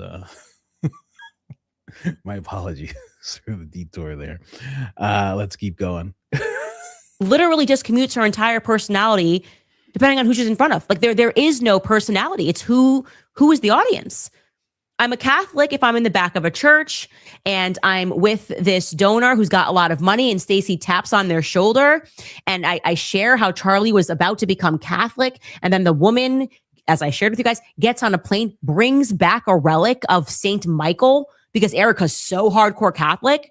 And then she blinks and she instructs Andrew Colvetz to deny what I said about Charlie in the Catholic Church. Like literally the next week, she okays Alex Clark coming out and saying I'm a liar. Erika's a psychopath. This is like, it just dawned on me. She was playing this game while Charlie was alive. And if I didn't do this timeline, if I didn't remember that I was in Maine having this casual conversation when everybody was friends and Charlie was alive and Charlie was under a lot of pressure, I probably would not have reflected on this little tidbit that proves that Erika's a psychopath. She wasn't a grieving widow in August and July. Okay? She wasn't a grieving widow. She was a manipulative psychopath who puts on a different outfit, a different costume, depending on what play she has to put on. Okay? That's just like an established fact that Erika she has demonstrated over and over again the attributes of a psychopath. I'm with Tucker. I'm anti-Israel. I'm with Barry Weiss. People who don't support Israel have brain rot. I'm with an Egyptian pastor. I love Israel. There's conflict here because of a call to arms. That's not normal. You know the thing about that is, as she says that, and that's why I always compare her to that's why I've always compared her to Kamala, is because that is normal for politicians. That is a normal thing for politicians to do. It's actually a very normal thing in politics world. That's what they do. They just go from block to block, people to people, and they just act like those people, you know? Like Biden was the best at it. Biden was like, listen, I was the only Irish kid. You know, they were all, I was the only one. And then he'll be like, well, you grew up in a Jewish neighborhood. Yeah, well, I went to a black church. He he grew up around Irish people, and then was also around Jewish people. And then he also went to a black church, and it was just crazy. It was like all the time. Anybody he was talking to, he'd be like, yeah, I grew up around people like you. I was always around you guys. Gavin Newsom's like, I can't read. He's in front of a bunch of black people. You know how crazy that is. I can't read. Hey, everybody. I'm just like you. What the huh? It's very normal for politicians. They're crazy. They're nuts, which, again, kind of speaks towards Hillary with the hot sauce. She's like, Charlemagne the God. First of all, she's sitting down with Charlemagne the God. Okay? She's sitting down with Charlemagne the God on Breakfast Club. And he's like, can you tell me a little something about, I heard that there's something, what's something you always keep with you? And she's like, well, Charlemagne the God, one thing I always keep in my purse. Hey, lady, you don't have a purse. You have a security detail with a fleet of cars. You don't have a purse that you walk around with. Are you crazy? Go Google. Go look at pictures. She doesn't have a purse. Are you kidding me? She's like, one thing I always have is my hot sauce. I don't go nowhere without my hot sauce. What? You're in New York. Black people in New York aren't even like that. You picked the wrong black. That's what you do around Southern black people. You don't do it around New York black people. New York black people are like, what the hell is wrong with you? Why do you have hot sauce? It's crazy. We eat bacon. We eat bagels with cheese on them. Bacon, egg, and cheese. We don't put hot sauce on that. What are you talking about? We got street meat here. You don't put hot sauce. We put onions. We put onions and relish on the street meat. What are you talking about? Why do you have hot sauce? They have no idea what you're talking about. Anyway, just saying. That's very much how politicians are. There's too many. I mean, Bill Clinton was smooth when he played that saxophone, but we all know why he was playing that saxophone. And it wasn't for middle America when he started playing that saxophone.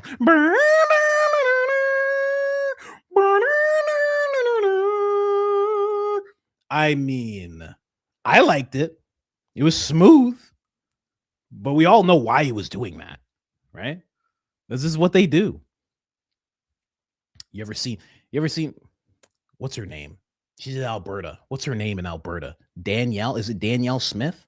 She's like a regular white lady, right? She runs Alberta. I don't know. She's the premier or something. She runs Alberta. And she's out there. And the other day I saw her and she was like wearing all this stuff and she started speaking Hindu. She's like, and I'm like, why does she know that? Well, it's because she was around a bunch of Hindu people. So she just started doing that. They're crazy. They're nuts. They're nuts. They're just like celebrities. They're just whatever is the thing. They're just like, okay, no problem. All right, I can do that, Anyway, sorry about that. We got detoured here. Yeah, Danielle. She's ridiculous. She's like, I was like, what? How did she know that? saw Pierre, Candace Owens, saw him doing the same thing. He's dressed up. He had a turban on. The fuck? What do you have a turban on for? This is disrespectful. That's at least Kamala never put on a do-rag. She never showed up with a do-rag on. she at least just kept her hair regular. Anyway. Someone said am I dropping frames? I can't see it over here. Anyway, let's keep going. I'm getting detoured. Let's play a little bit more of this. How weird if you had learned that after doing this podcast, I was just yucking it up with Ben Shapiro, talking about how much I love his yarmulke growing. You'd be like, that's weird.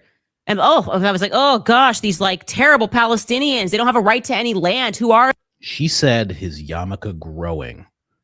Candace is out of control sometimes. Someone said I'm a madman in the comments. What about Candace? Candace is nuts. What did she just say? She just casually brought up Ben Shapiro's yarmulke growing.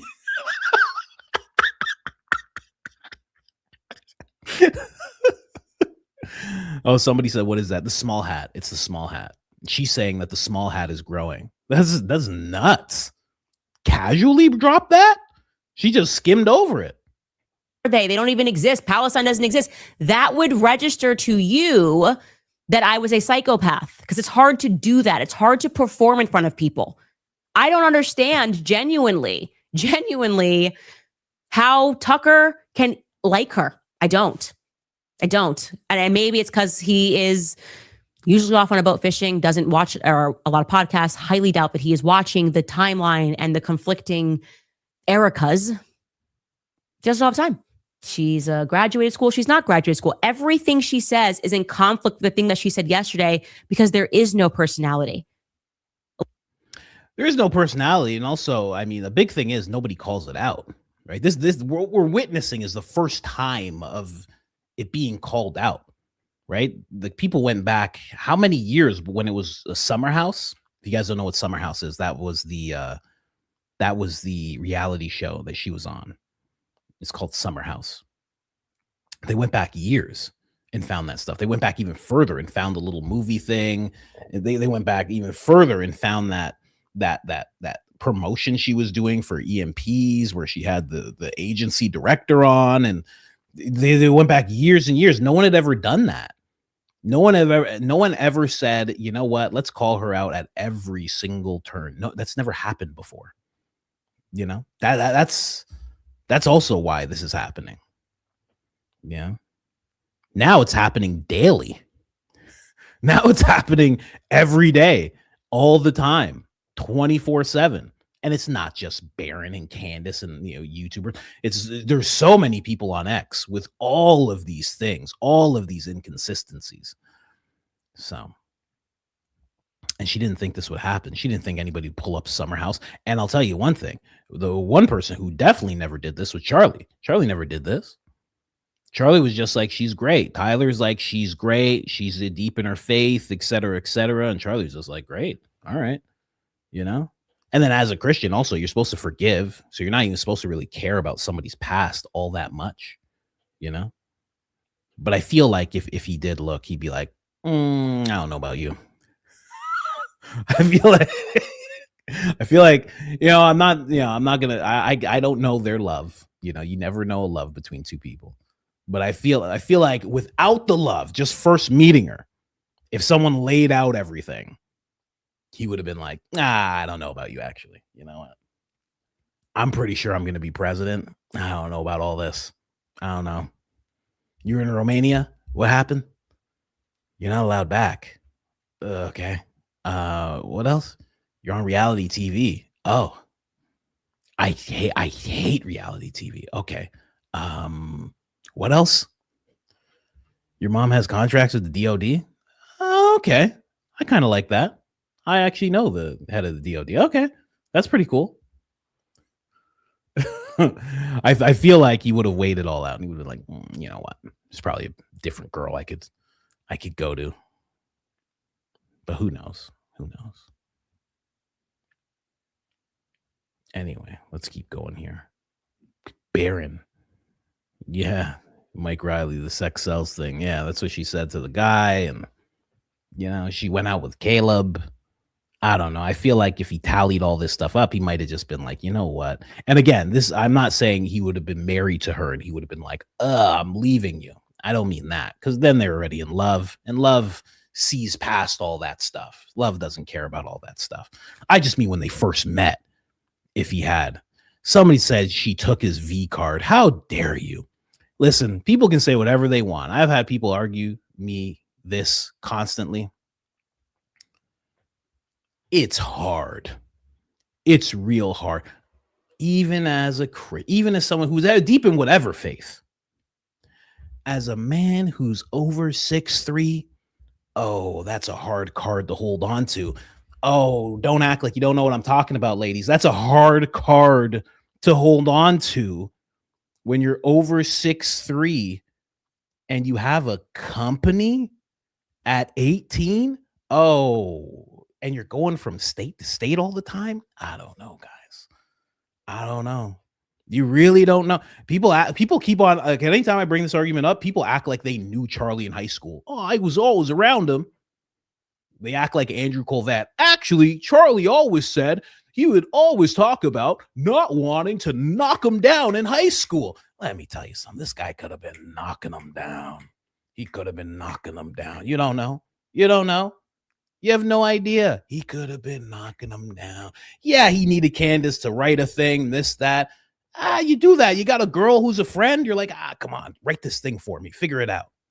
You can say that all you want. People are like, oh, Candace said it. Candace didn't say this guy, Erika took his V card. She didn't say that. She didn't say those words. Get out of here. You have no idea. And on top of that, they met afterwards. Let me tell you something, ladies and men out there.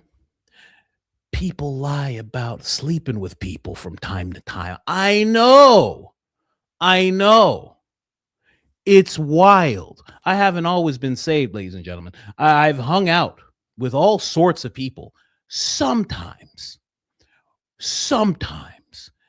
people don't tell other people about everybody they knocked down in high school. Sometimes they say, I'm a virgin. Maybe the guys, you're saying Candace said it. How would she know? What if he just decided, you know what? I'm not telling her. I don't want to tell her that. Maybe he was a gentleman by that time. And he's like, you know what? I don't want to tell Candace about what I did in high school. I don't want to tell her what I did with Sydney.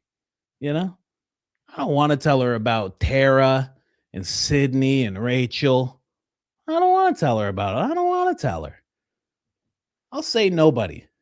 I'm saving it for marriage. Guys, you got to help me out here. Guys, how many have we met that have said that?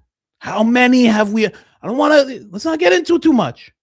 How many have we said that say that? Let me tell you something. Somebody just said he looked goofy in high school. He looked goofy and tall. He looked goofy and tall. You could be the best looking guy. If you're 5'4", take a hike, buddy. You could be goofy and 6'3". What are we at? You haven't ever lived in the world? Daisy, not coach thinking Charlie was in the streets. We have no idea. You just don't know. That's all I'm saying. Sometimes people say you go and you have the terrible conversation with someone. And you say, how many people? And they say, oh, none. But they actually mean 14. But they don't want to say 14 because they don't want to seem that way. So they say none actually. And sometimes they say 6. And what they actually mean is 44, but they're not telling you that. They're like, nah, there was 6 I really liked, and that's all I'm going to talk about. Those other 41 people, it was just, come on, you crazy? Why you think Kanye acts the way he acts? He's 5'8". It's rough. I have short friends, man. Seeing short friends, short, good-looking friends, well-to-do, short, good-looking friends. And what they have to go through. Ladies are ruthless when it comes to height. Oh my gosh. Anyway. How many people you been with? Only 4. 90 people, you know? What do you mean 90? Well, I just didn't want to tell you. Yeah, right? I'm just saying it happens. It happens. Anyway, you got me detoured again, guys. Quit putting me on detours here. Come on. I'm trying to do hard-nosed journalism here, guys. I'm trying to do hard-nosed journalism, guys. Okay, anyway. Get into Barron and his options of what could have happened. Oh, this is crazy. Somebody's like, oh, coach cannot comprehend some people can stay celibate. I'm not talking about you when I say this. There are a lot of people who looked you in the face and told you they were celibate, and it was after they were knocking them down. Sorry, it happens. I'm just saying. Everybody's acting like, oh, I've never seen any behavior like this before. I've never seen any behavior like this before. What are you talking about? Everybody. Come on. Grow up. Anyway, let's get to Barron, guys. Quiet down. High IQ time. Shh. It's possible she was lying. She sat down with Tucker. She gave this rabid anti-Israel speech because that's just what Tucker wanted to hear. And she thought Tucker was anti-Israel or anti-Netanyahu or anti-Likud party, whatever. And so she just fed into that. That's possible. She's just a dishonest person. That's option A. Option B is she genuinely felt that way for a very short period of time in mid-July. Like her entire social media and public speaking history prior to that, she was very pro-Israel. And then there was like a 2-week period in the middle of July where she was rabidly anti-Israel. And then after Charlie passed, for whatever reason, she becomes rabidly pro-Israel. So that's option B. Option C, a little weird also. She was rabidly pro-Israel. She turned right before Charlie died, maybe because of the stuff he was going through. She was rabidly anti-Israel, a position she still holds to this day. But she's lying now saying she's pro-Israel because she's scared or she just wants to get along or she thinks that's the path to success. That's kind of a dark answer because that means now she's living out a dishonest lie. She's privately anti-Israel as she was talking to Tucker that day in July. But she's lying to us and acting pro-Israel because she's scared or that's option C. Option D is dark. Option D is very dark. And unfortunately, I think it's the one I believe. Because option D is she was never anti-Israel. And she was lying when she told Tucker that she was. But the motivation for the lie wasn't just to fit in with Tucker. The motivation was to push Charlie in that direction.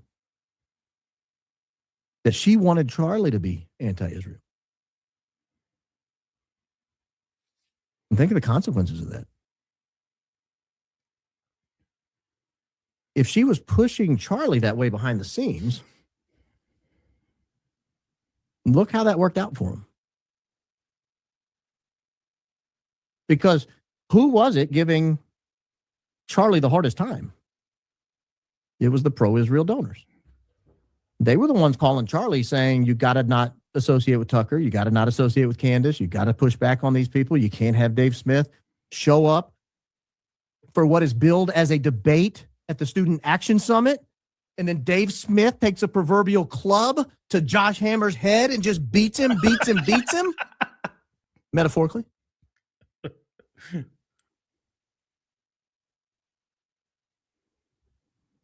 That's a dark option. The implications of that option, I think, are pretty obvious. I don't even have to state them.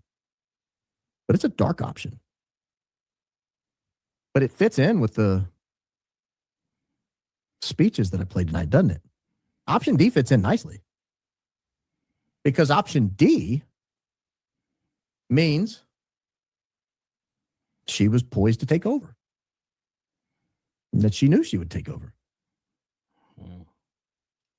And that they'd be focused on Turning Point USA 2.0. A rabidly pro-Israel organization that's going to keep up the podcast, that's going to keep up all the good work, keep up Charlie's mission. We're going to keep doing the tour dates. We're going to have a fall tour, and then we're going to do a tour next year. You're going to love it. We're going to do the Dancing Nancy Room in Miami on New Year's Eve. It's going to be a great show.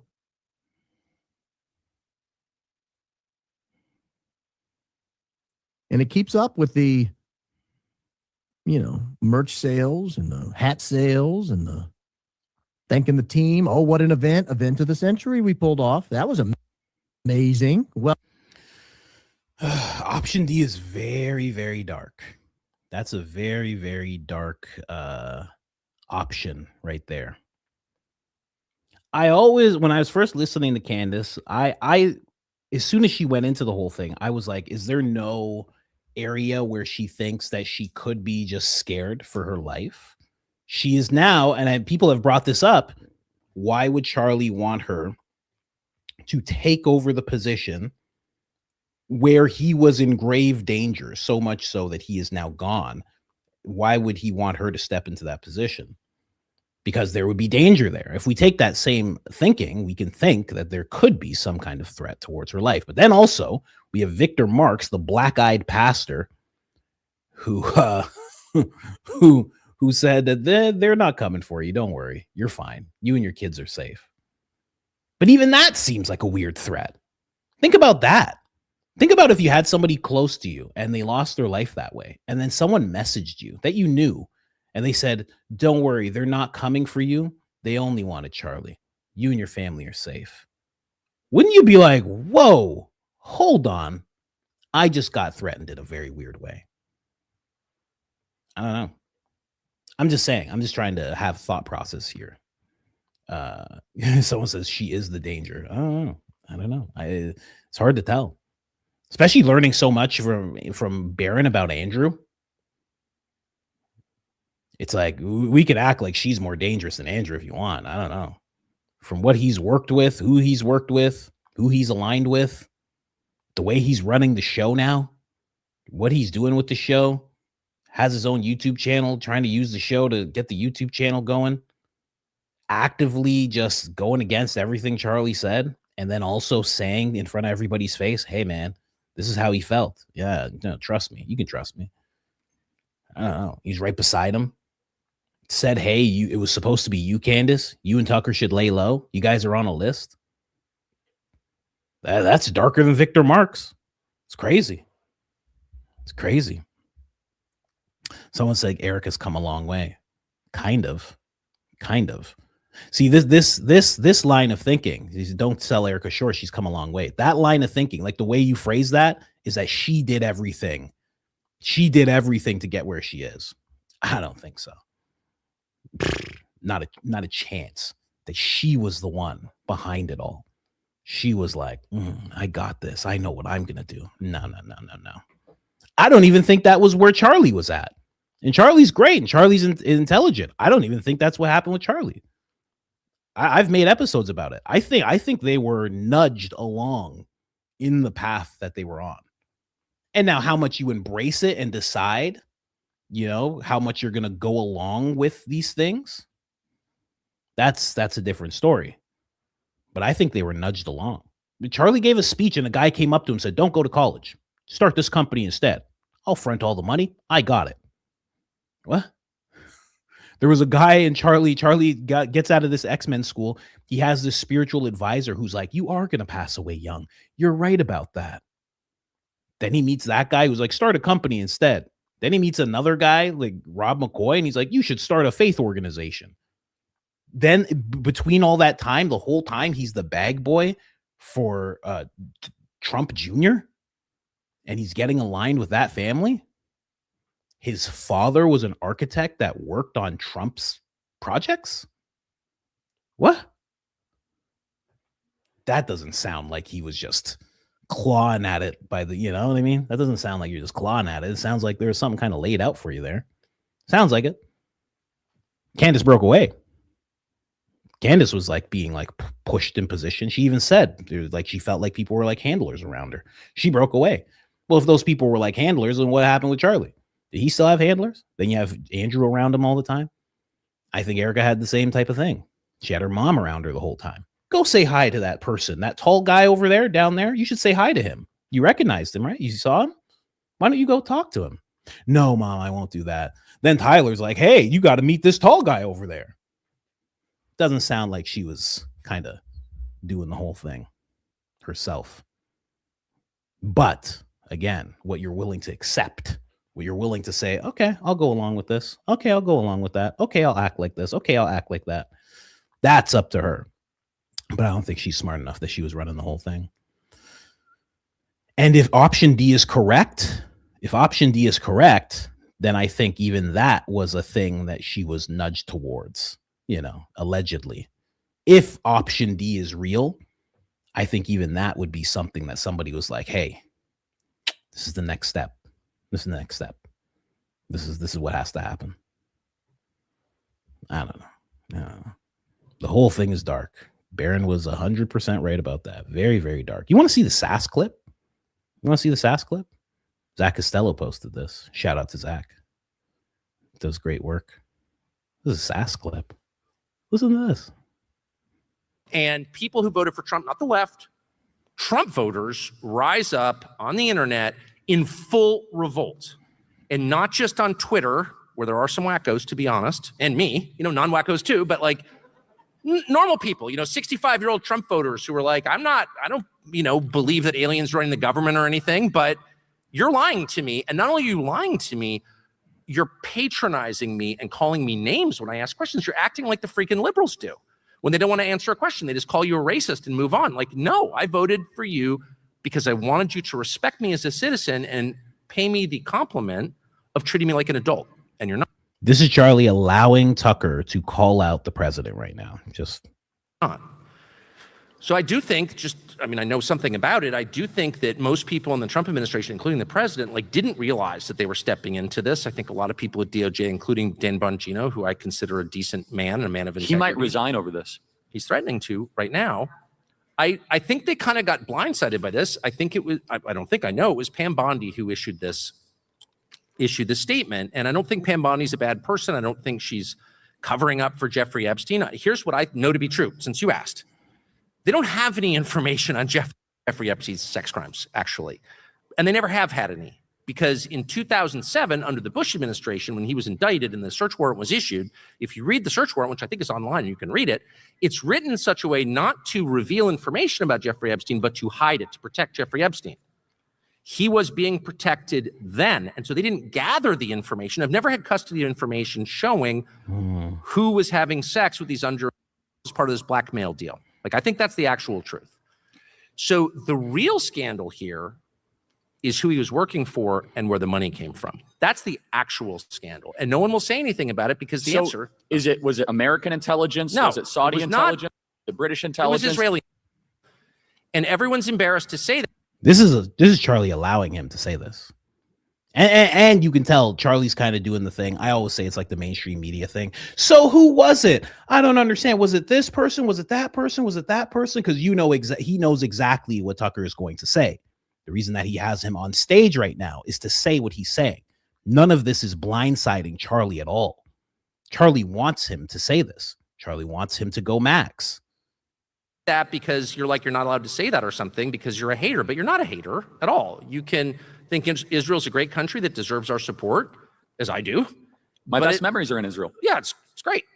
I've taken my family on vacation there, but it's still a foreign country, and it's a fair question to ask, were you running a blackmail scheme in our country?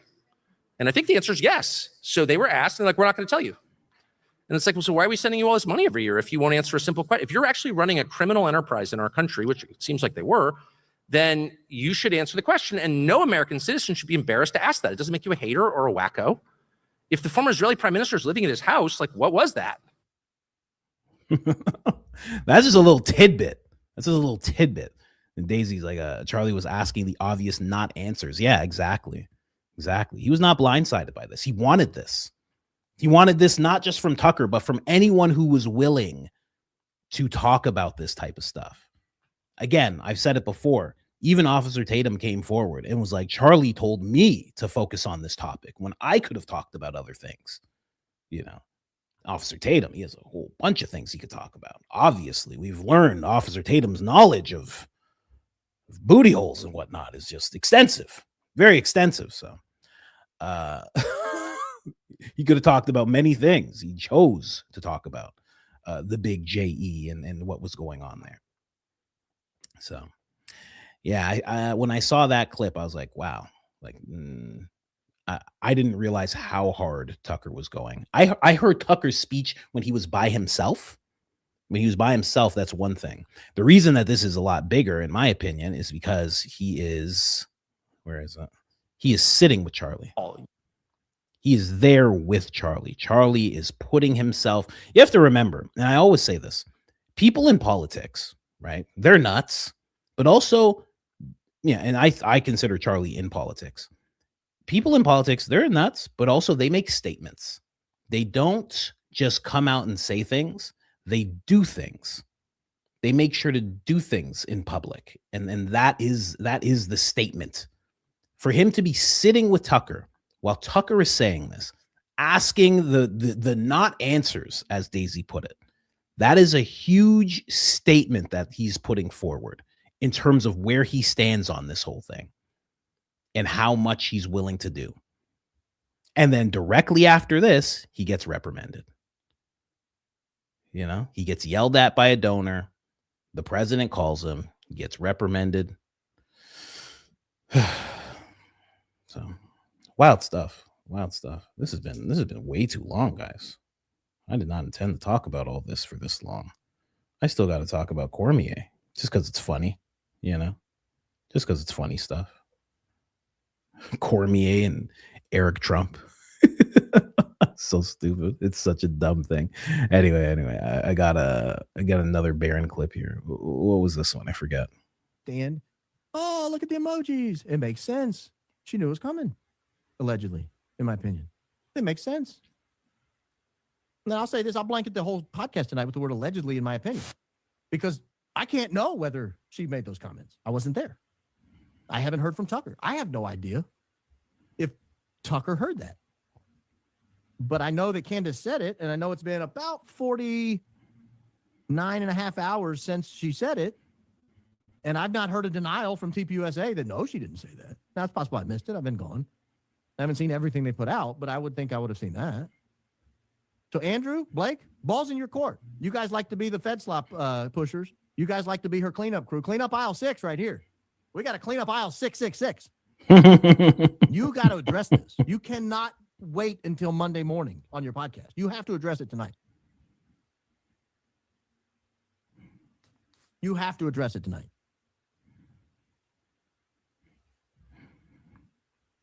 So I'm just checking to see if that happened. No, they have not addressed it. Maybe on their show, they are live right now.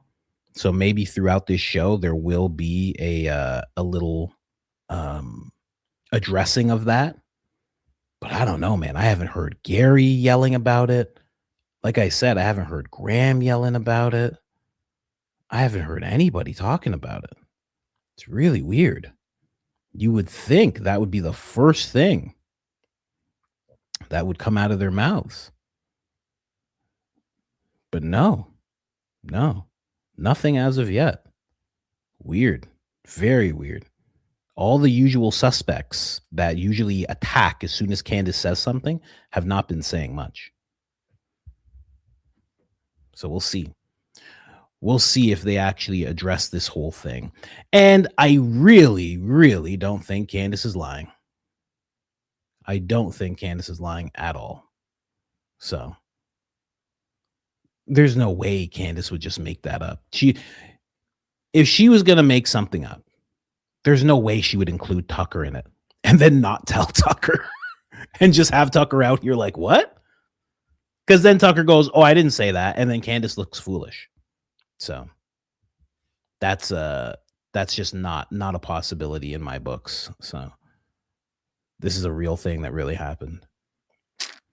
What does it mean? What does it mean for Erika? What does it mean? Like, I don't think Erika's going to address it either. I don't think any of them are going to address it. This is one of those things where no one's going to say anything. They're just going to keep completely quiet about it. They have to. They have to. That's just my thinking. Let me see where we're at here. We're at the 45. Oh yeah, the 45. I gotta play this. I have a question for you guys. I definitely have a question for you guys here.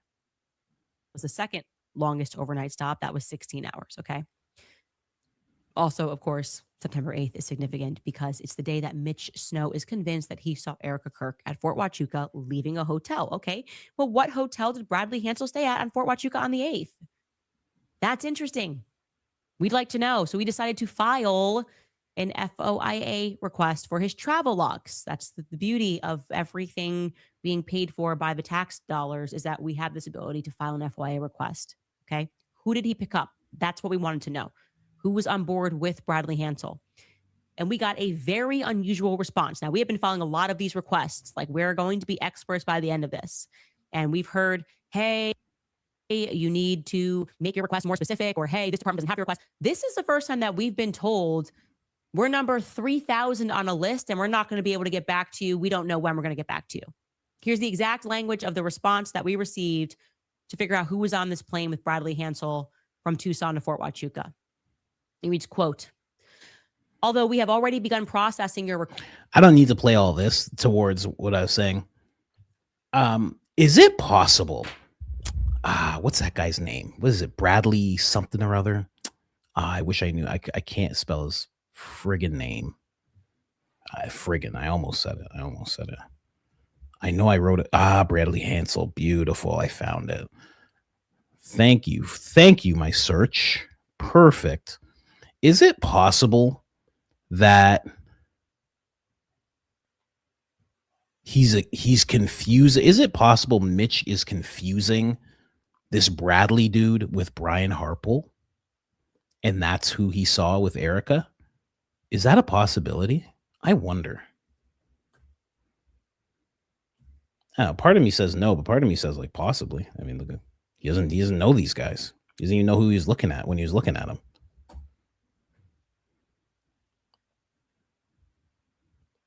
Where's Brian Harpole at? Where's my mint man at? Where's my minty man at? Where on earth is my minty man?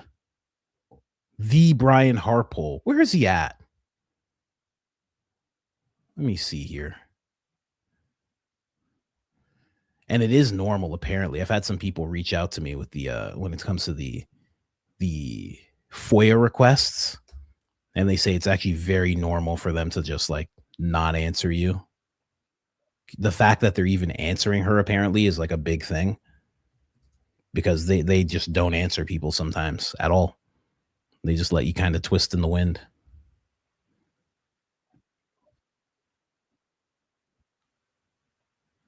Do I have to call somebody and figure out whether or not they're doing their job? Huh? I mean, is that where we're at as a society, where I have to actually make a call and make sure that somebody's covering the roof? I mean, I have mints to deal with. I have all sorts of mints to deal with. There's spearmint, there's peppermint. And you're telling me I have to verify whether or not a roof is covered so Charlie Kirk doesn't get slain? Well, I don't know what to tell you. I had mints to look after. Okay. But I wonder. Just kidding, by the way. Brian Harpole, friend of the show. Yeah, you get that picture there of him, and then you look at this Bradley guy. Like, is it possible that he's confusing that guy? Oh, it is a bigger picture. There we go. Is it possible? I don't know. That popped up when I was thinking about it. I'm like, could he possibly be thinking that guy was Brian Harpole, but really it was this guy? I mean, you're ready. Listen, relax. You don't even know Mitch Snow. When people are just like, listen, You guys are the same people who were sending me picture of Brian Harpole and BB's security saying this is the same guy. Brian Harpole actually worked for BB as security, actually. And those guys look nothing alike. They had different skin tones. At least I'm comparing two white people. Okay. Never know. Someone said twins. You're definitely not twins, but I just wonder. I'm like, I don't know. Because again, Mitch Snow doesn't fully know who he saw. He has no clue who he actually saw. And when I say he doesn't know, I don't mean he doesn't like know visually. He doesn't know the actual person that he saw. He didn't know who he was looking at. He just saw strangers. I don't know. I have no idea. But that was just something that popped into my mind. I was like, could he have been thinking of something else? It could be a mask. It was just something that popped into my head. I was like, I don't know about this, but we'll see. We'll see. And you couldn't confuse Brian Harpole and Cabot. Cabot has a specific look to him. Cabot doesn't look anything like Bradley. At least Brian and Bradley have like the same nose shape. Who knows? I would like to ask Mitch Snow himself, actually. I should reach out to Mitch Snow. He did send me a very lengthy email. This was right after Candace interviewed him. So he definitely thought that I was going to read that whole email, but no chance. Just no chance. Wait. Someone said, you know, all white people look alike. I mean, pretty much. I mean, look at this. Look at this white guy. Look at that white guy on one side of the screen. And then look at this white guy. You telling me they don't look similar? Are you serious right now? Anyway. You telling me right now they don't look similar? Is that what you're trying to tell me right now? Anyway, let's move on. I just wanted to move to this last piece of the Tucker interview. Again, if you didn't watch this whole interview, really good interview. Tucker really does his thing in this interview. Get this thing out of here. Tucker really does his thing in this interview, and he's asked one thing. I found it to be very surprising, and I don't know, I guess noble as well. Tucker gives an answer that nobody really expected when he was asked about this. So check this out. Makes me a little sad too. You, Candace, was Hodge twins, a bunch of others. I was surprised to see my name there as well. And then I started thinking, do you ever worry that, and I asked you this before we started, do you ever worry that you could be silenced? Not only Israel, I'm talking about all these different groups that want to influence the American system for their own interests. You're one of the most, probably the loudest voice against such influences. Does that worry you at all? No, I mean, I see it as I see it as inevitable. I mean, of course, I'm not. What's inevitable? My being silenced one way or the other. I'm not saying that in a self-pitying way. I'm hardly a martyr. I have the happiest life of anyone I know, but so I don't feel bad about it, but I see it as inevitable. I mean, I'm not a billionaire. I'm not even, despite my reputation, very rich. I've spent almost no time trying to accumulate money. Not that interested, and I don't have a military. I don't hold office. I'm like some random podcaster in his barn in an impoverished zip code. Like, I don't have actual power. So, and I know that some things I say are highly annoying to people with actual power. So of course, like, I felt this way at Fox News. I sort of in the back of my head, I always knew I would get fired. And for a while I convinced myself I've got the highest rated show in the history of cable. Like, there's no way they can fire me. But I didn't really believe it. You know, I knew that they would ultimately fire me. It came a little sooner than I thought, but I always knew it would come. And I think it'll come one way or the other to me now, because it's just inevitable. It's going to rain at some point. Like, we know that. And so I'm not whining about that at all. And I don't feel bad about it. I instead feel that it's just important that while I can, I'm going to say exactly what I think is true, with the ever-present knowledge that I'm often wrong. I could be wrong because I'm not God. And that's the number one thing I know about myself, is I'm not God. But I sincerely believe what I say. I think it's obvious that I sincerely believe what I say, and I hope it is. And I'm going to say it until I can't, period. So that's kind of all you can do. I always try and tell my children this. Young people really live in the future. Because they're worried about stuff, and I get it, but they're constantly thinking about what's going to happen. And I'm always telling them, I don't think it's penetrated, that we have no idea what's going to happen. Actually, the future is not real because it hasn't happened yet. And I know from living a while that almost everything you imagine that's going to happen to you is the opposite of what actually happens. You know what I mean? Like, I never thought I would be a journalist, for example. I never thought I would be on camera ever. It never occurred to me. I had a whole different life path planned. Most of us did. So I just don't worry about the future very much because I know from firsthand experience that I'm bad at figuring out what it's going to consist of. All I can control is today, and I'm just going to keep talking. In fact, for the last couple of months, I've been thinking about this a lot, and I've accepted every single interview request I've received, every single one. And I've never heard of some of these people. You know, I don't go on the internet that much. So I'm like, I don't know these people. I know who you are, but I mean, I've accepted interview requests from like completely random people. Why? You know, I do have other things I could be doing because I feel like I'm going to say everything I think as often as I can until I can't anymore. That's what I've decided I'm going to do. I didn't expect that answer. My next question is, are you considering running for office? What are your political ambitions? What is your plan? But then Man, it's a big thing to say. You know, it's inevitable. It's inevitable that he's going to be silenced one way or another. Obviously, one of the ways is obviously him not being around anymore. Another would be, you know, somehow they take away his platform, which they can't. He has a website now. I mean, whatever they do, they can't take away his website. So there's really only one way to stop him from talking.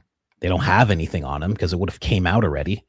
In fact, when they did come out with what they had on him, it was a conversation of him saying that's not how white men fight, and a clip of him saying that Media Matters sucks and giving the double middle finger to the screen when he was talking about Media Matters. That's what they had on him. They didn't have anything on him. So they don't have anything on him. So what else do you do in that situation? And the fact that he's embraced it, it's really, you know, the sad part of it is that that's where you have to be in order to do what he's doing. Somebody said, yeah, if we do the Tucker laugh together, if I interview Tucker, I would just laugh like that. And I'd be like, that's just how I laugh. Yeah. I wouldn't even let him know. I'd be like, I would just start laughing. I would just do it like that. Yeah. I wouldn't even let him in on the joke. But that's what you have to do. You have to come to that level of acceptance to do what Tucker does and to do what Candace does. And like, I don't know, you cut down enough Tuckers and Candaces, then it's Barons and Coaches and Tim Dillons and everybody's up on the chopping block if they just keep chopping things down. Yeah, it's yeah. I guess I've kind of had that mindset too. Not like that though, but I've always just said what I wanted to say. I've never been anonymous online. I've never had a problem saying anything to anybody, you know, but I don't know. It's just crazy that that's what you have to come to terms with in order to make videos. like what the heck, man? You know, he just interviews people, he talks about things, and that's the level of acceptance that he has to have. I just think it's just not right, you know, it's just not right. But that's where he's at. And I found that to be very, very eye-opening, very noble. I know he said something like this before. He has said things time and time again, like, my kids are grown, there's nothing they can do to me. He's just fine with it, whatever happens. But I don't know, watching somebody accept something like that possible fate, there's something to that. Yeah. Kind of doing it. Tucker's kind of doing what CK did. Yeah. Yeah. CK kind of said it with Megyn Kelly. He kind of said, like, you know, you're not gonna, he said, you're like me, Megyn. Like, if somebody tells you that you can't talk about something, you're gonna double down. You're gonna talk about it even more. You're not gonna shut us up. the people who were reprimanded or were disliked for their coverage, in that article, it names Tucker Carlson, Megyn Kelly, Charlie Kirk.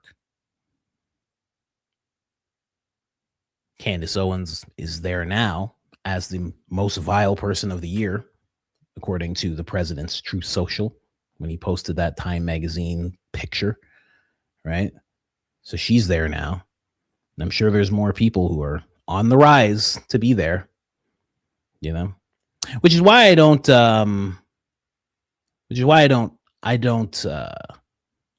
hate on Joe Rogan that much. I think people are just surprised when I do make a video criticizing him, even though I have like hundreds criticizing him. Because it seems like he was kind of one of those guys that was like, nah, I'm not doing that. I'm not dying. I'm dying for what? No, I'm not doing that. And he just kind of went the other way. He's like, I'm not dying for these people who talk smack about me all the time. He just kind of went the other way. And Tucker's like jumping right into it, into the fray, as they say. And so's Candace. So are many people. A lot of them don't even realize it yet. A lot of them don't even realize that they're jumping in. They think that they're not jumping in and they're just making videos. But we'll see. You know, see where it all lands.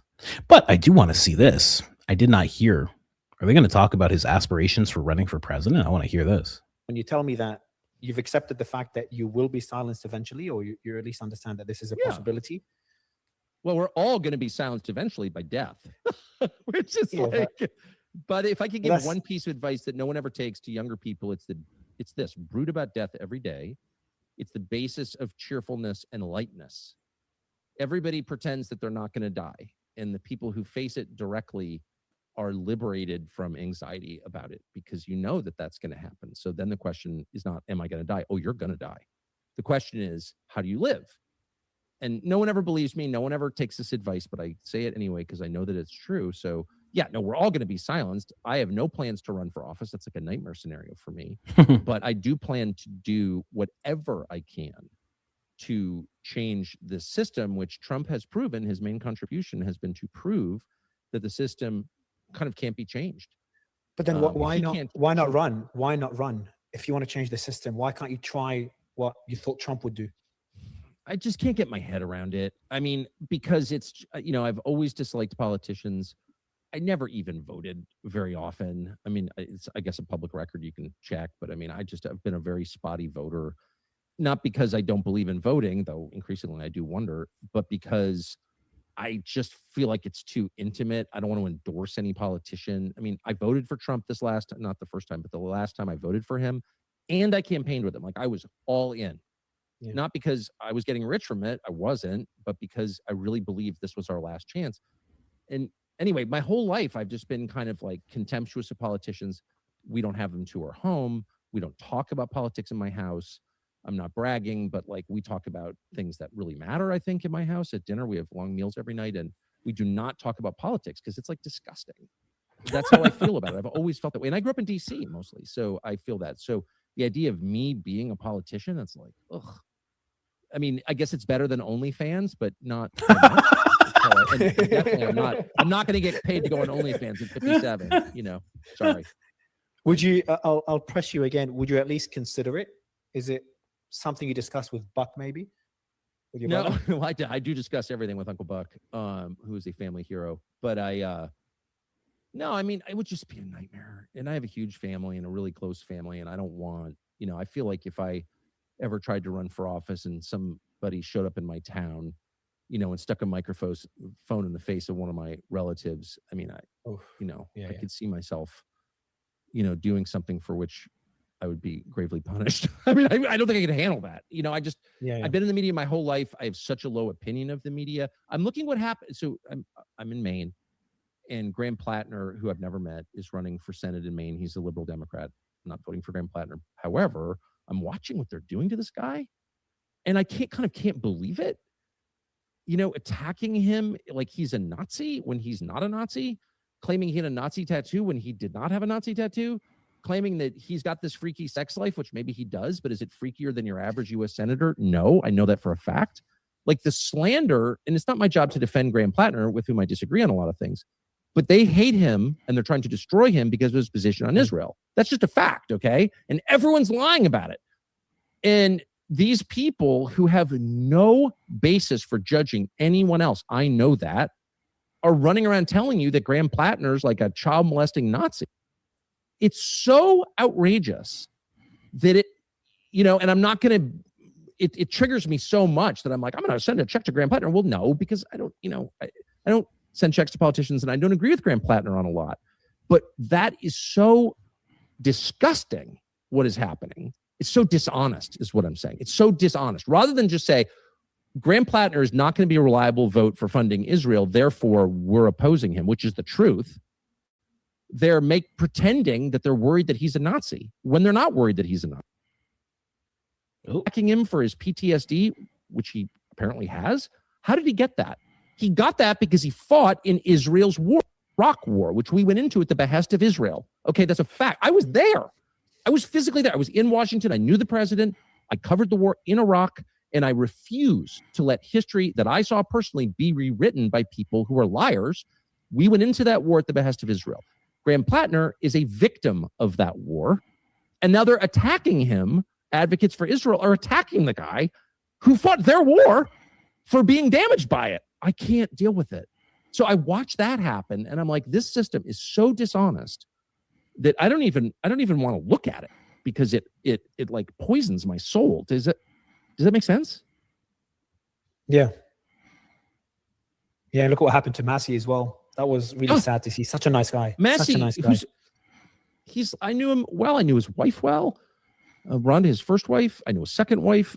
He's like probably the only sitting member of Congress I would allow to babysit my children. Wow. Very interesting. He's going to run for president. I don't know if you guys heard that. I don't know if you heard. He said the same thing that the president now said when he was asked about running for president. So he's running for president. Yep. He said the same thing Gavin Newsom said about running for president. So yep, he's running for president.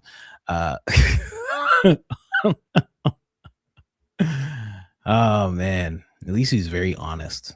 Very, very honest. Can't have that. Here, let me get rid of that. You can't be saying kid effers. Okay, who is that? Naughty something or other. You can't be saying kid effers in the comments. Stop it. What's the matter with you? But we'll see. We'll see what happens with that whole thing. Here, let me play this. I'm gonna go on a quick break here. Let me just play something real important for you guys here. Do I need to do that? You shouldn't. And this is, it's, especially a man in that position. and it's like, hey man, I'm not a fan, but Bill Belichick won for a reason. He told his people, hey, do your job. And hey, if you don't want to do your job, that's fine. Do the job you said you were going to do. How about that one? So that's kind of where our guys are set up on there. And then I was to Charlie's right. There's a lot of chatter on the internet about hand and arm signals, from the security team. There's been concern. Anyway, as I was running over there, I was like, I should have played the prolapse clip. That's what I should have said. I should have played the prolapse clip. Whenever I go, whenever nature calls, I got to play the prolapse clip. So, I really want a board. I want a soundboard. Moving on to the next topic here. I want a soundboard where I can just press it and it's just Officer Tatum saying prolapsed. And then I can press another one and it's just Tucker Carlson's laugh. I need that. I need that in my life. I need it. I don't know how to do it. I'm going to figure it out though. I need that. Yeah. Running 2-man, 3-man. Like I need to just be able to press it and that's it. Like it just happens. I need that in my life. I don't know how we're gonna do it, but we're gonna figure it out. And every time I press that button, just prolapsed. Running 2-man, 3-man. Like that's it. That's all I'm.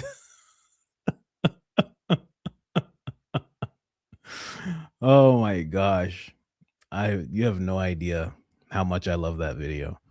I'm not gonna go back to it. I'm over for time and everything. I gotta focus in. I got an appointment today. We gotta go pick some stuff up. But do I even have time to go into this story? I don't think I do, honestly. I really don't think I do. And you know what? Ending it on Tucker is actually pretty good. We should actually jump over to the coffees. I gotta show some constraint here. I'm gonna make sure to do that story tomorrow though. Please tell me you guys help me out on the coffees here. Okay, good.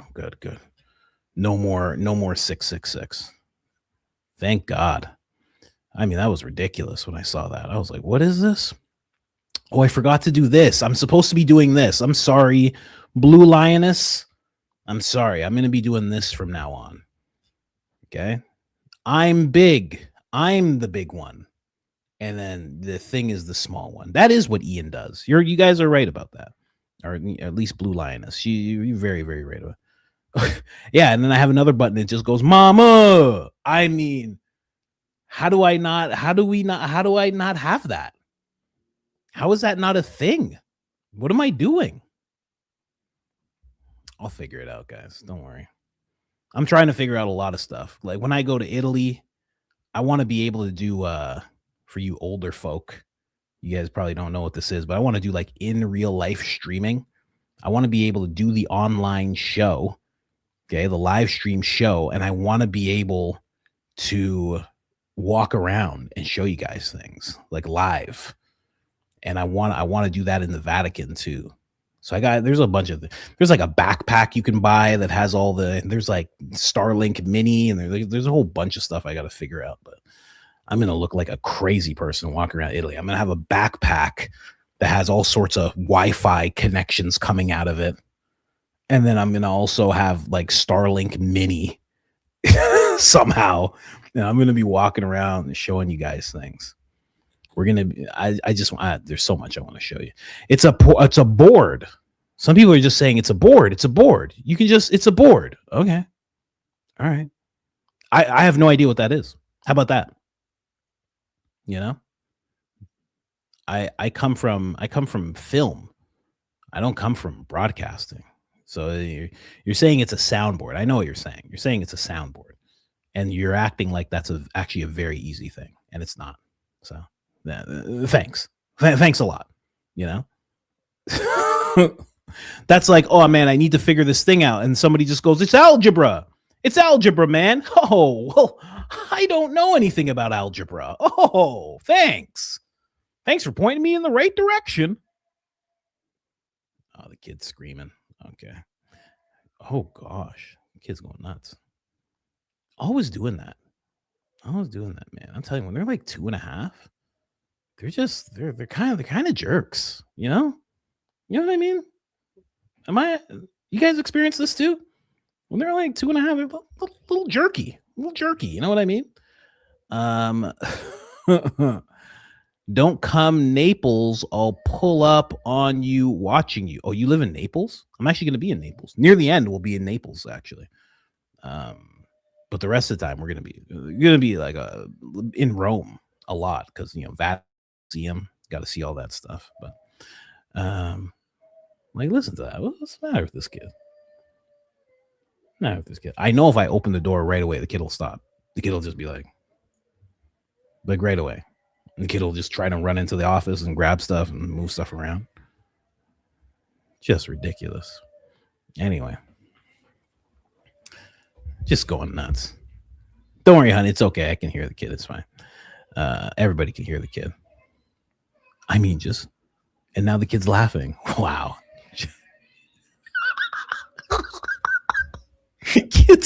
Kids are hilarious. And now it's crying again. Started laughing for a second. Then goes back.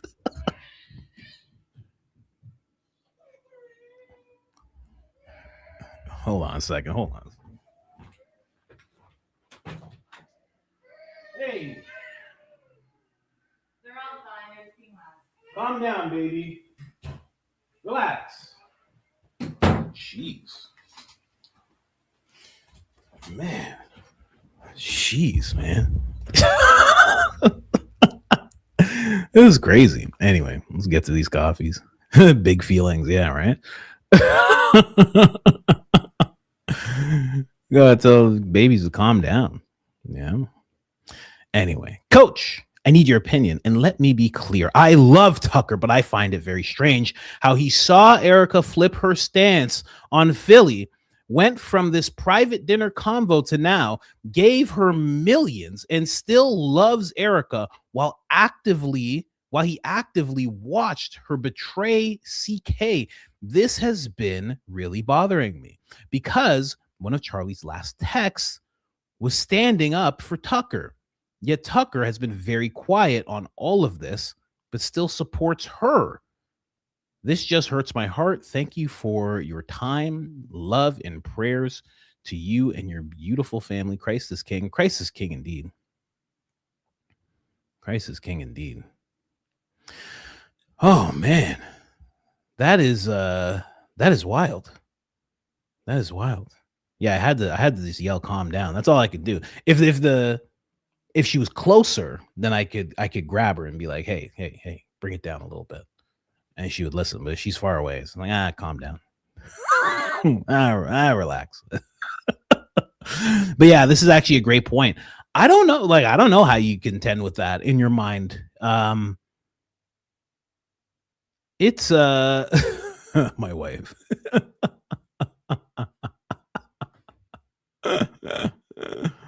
That's so funny.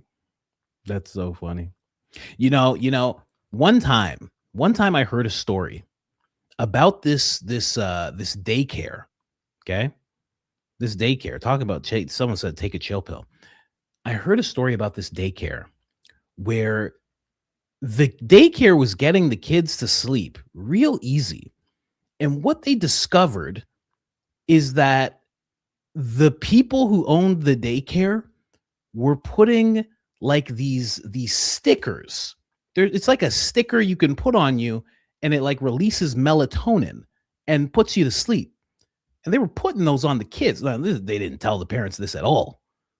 And when I heard this, I was like, these are monsters. Like, why would you do such a thing? You're putting that on a kid and melatonin and they're falling asleep. Like, what are you doing? Like, this is crazy. And now I have a 2-year-old and I'm kind of like, oh, well, that's why you did it. You have a room of 2-year-olds. So of course you did that. Of course you did. Makes perfect sense now. Now it makes such good. I was like, wow. Every now and then I'm like, where did that person get those stickers from? I wonder where those stickers are from. Like, are those on Amazon? Are those on Amazon? I should check if they're.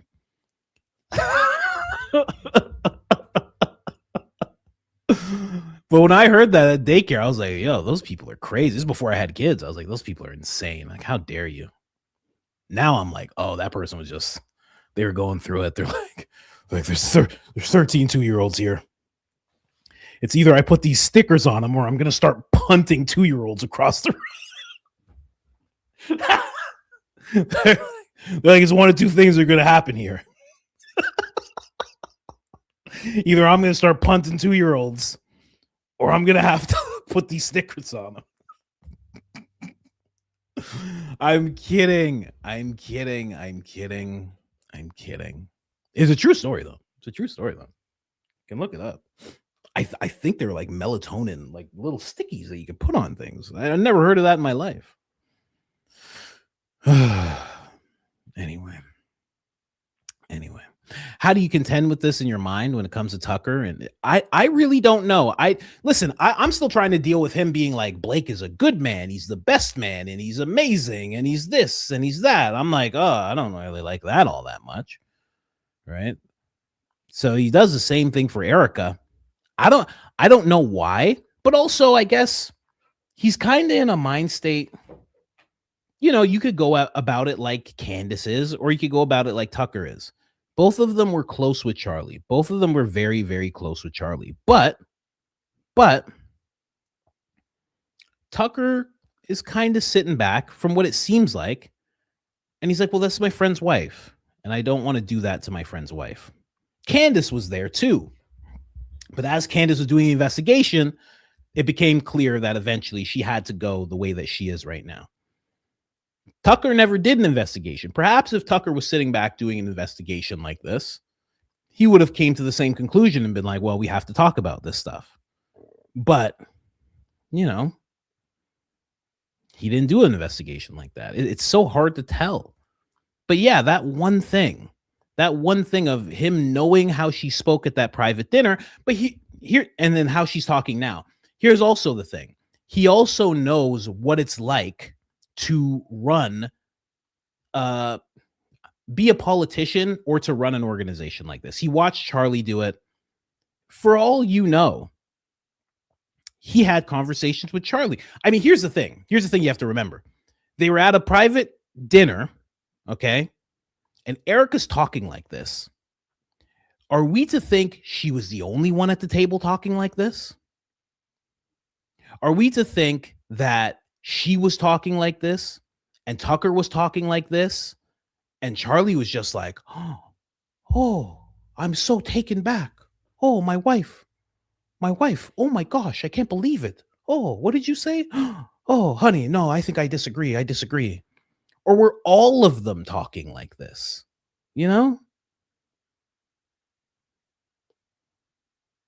So he understands, right? I bring that up because then he understands that type of thing because he probably watched Charlie do it too.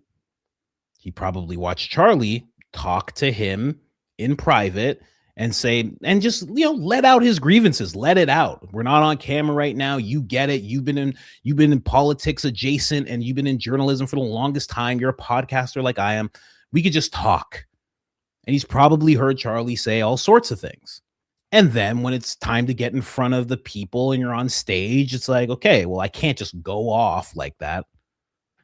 I have to handle things a different way because I have donors and I have this and I have that. And now maybe he's watching Erika do the same thing and he just thinks the exact same thing. Someone said, stop making excuses for Tucker. Shut up. Ugh, I hate. It's so annoying when people talk like this. I'm talking reasonably and balanced. I'm giving you both views of things. And your thing is like, oh, you're just making excuses for him. No. This person's asking, how do I wrestle with this? And there's options in terms of what is going on right now. You're saying stop making excuses for Tucker. Well, what's the alternative? I'm not making excuses for him. No, I'm not. You're saying you are. No, I'm not. I'm not making an excuse for him. I'm just saying maybe this is the situation that he's in. Thinking about reality, his reality that he's going through right now is one thing. Or the other side of it, if you want to really like go into like, well, if you're making excuses for Tucker, then what's the other side of it? Well, Tucker's just a liar, and he's also working with Erika, and he also is involved in Charlie Kirk dying. That's the real thing. It's like you have to think, man. You're not thinking. You're just typing. You're hearing somebody say a few words, and you're like, I know what to say. I know what to say right now. I got it. That's what you're doing right now. So you just have to think. I don't know. Like, you can't really tell what's going through the guy's mind. Maybe he just doesn't want to say anything. Maybe he's used to this type of behavior. Yeah. Someone says, you're helping me understand. Oh, are you the one that wrote it? Not the person I was just addressing. That person's a dweeb. This other person here. You're helping me understand this. Yeah. Well, that's the whole thing. You have to take a layer of understanding. Like trying to figure out what's going on in somebody's head, someone like Tucker. I don't think Tucker was involved in it. So like, well, what's he actually doing? Does he regret giving her the millions of dollars? Does he regret? He was very open about regretting what he did for Trump and pretty much throwing rallies for Trump. That's what he did across America. It was like a 20 city tour that he did. with all sorts of celebrities, and even the president's son was involved in the whole thing. He's very open about regretting things. Maybe this is something he's just not open about regretting. Who knows? I don't know. And then also, you know, the thing to think about is like when Andrew says like, oh, you and Tucker should lay low. Did Andrew just say that to him, or did he talk to Tucker after and say, hey, listen, you know, everything you were talking about with Charlie, everything that no other people know about, just you and him and maybe like one other person. Yeah, well, that got him done in. So if you're going to continue to say the same thing, maybe you should, you know, maybe you should beware of what could happen to you. And maybe Tucker was like, I don't care. I don't care.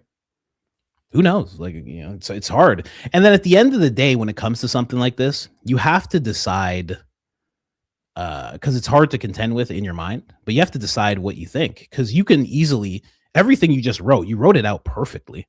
So from this, you could be like, well, I don't like Tucker anymore because of this thing. Or you can be like, there's something going on that I can't see, so I'm going to continue to support him. Like that, at the end of the day, you have to pick what you're going to do, right? Because how you wrote this out perfectly, he saw Erika flip, gave her millions, still loves her for some reason while actively watching her betray Charlie. This is really like that right there. That what you wrote this there, that sums it up pretty well. So with that, you have to really think, you know, am I going to continue supporting, or is this now a creator that I walk away from because of that?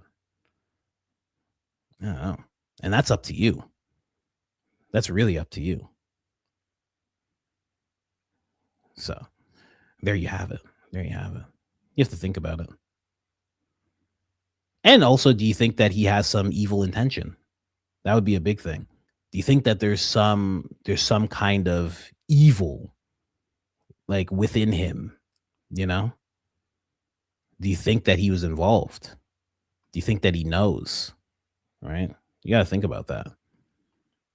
Because if any part of you gets pulled in that direction, well then maybe you need a break on him until he speaks on it a little more upfrontly. Because like I played, I think it was Thursday, we played the clip where somebody was like, I think Tucker was, I forget how they phrased it. They left Jimmy Dore hanging.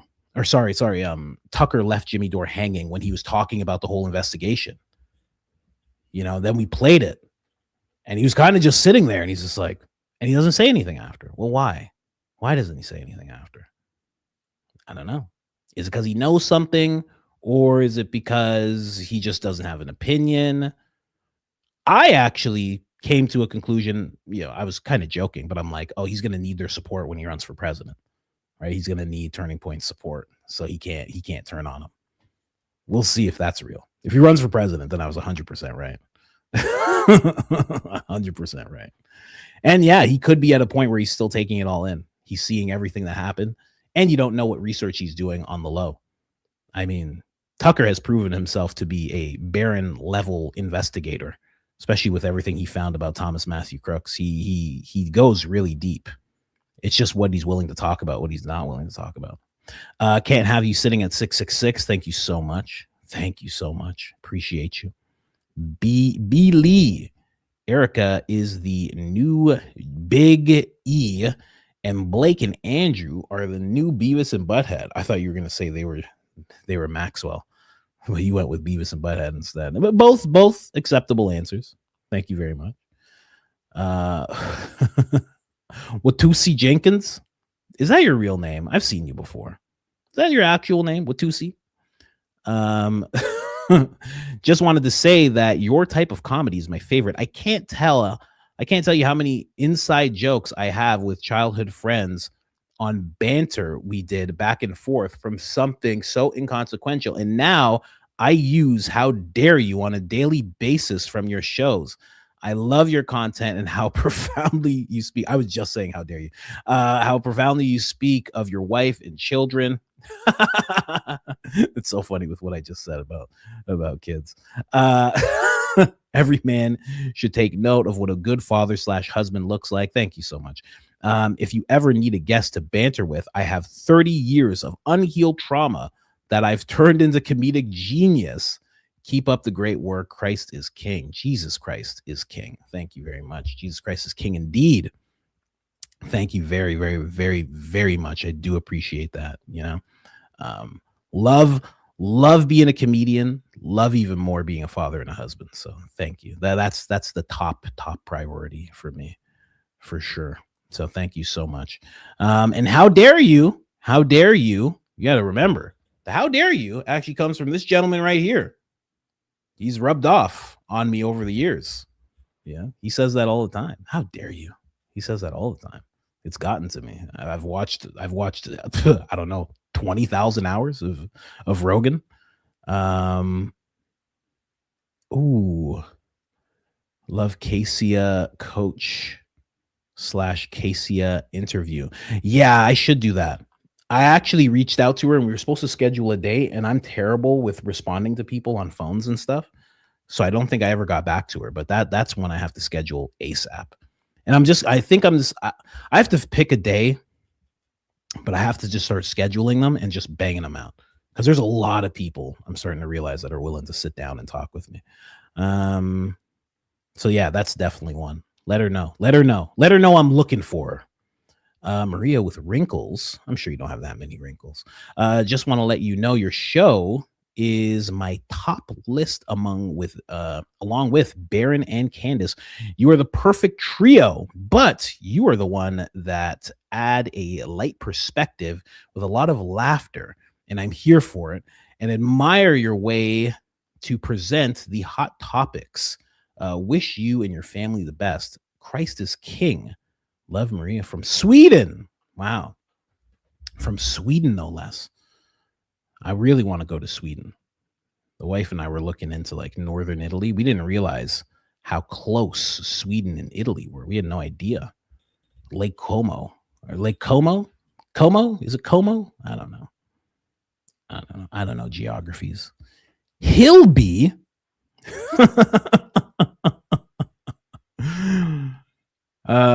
Hilby. Someone said I really missed the videos because you were focused on.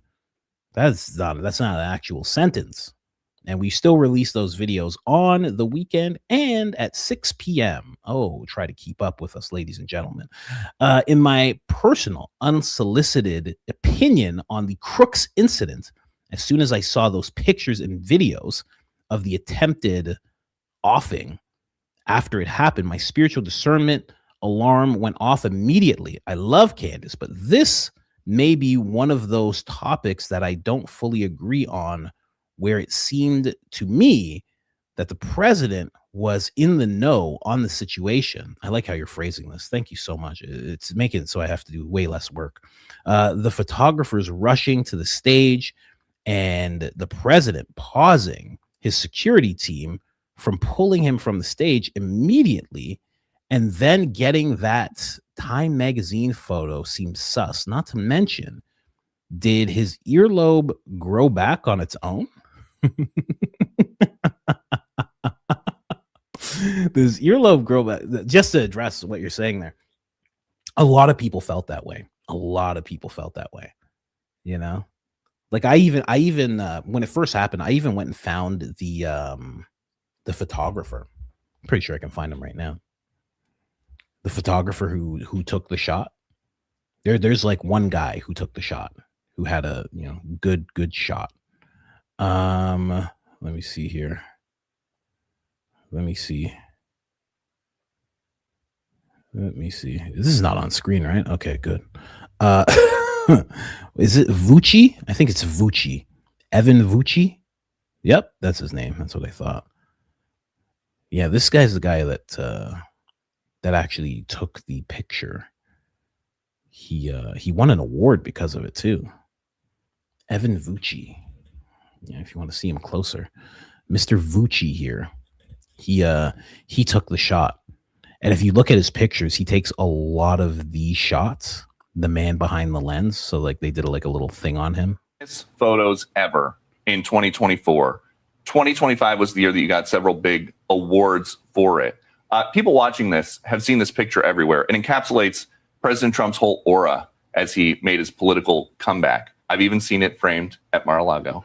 Do you get royalties for the Butler picture? No, I do not own the copyright. No, I do not. And how often, you see President Trump every day around the world, how often are you with him that you think of that day and that picture?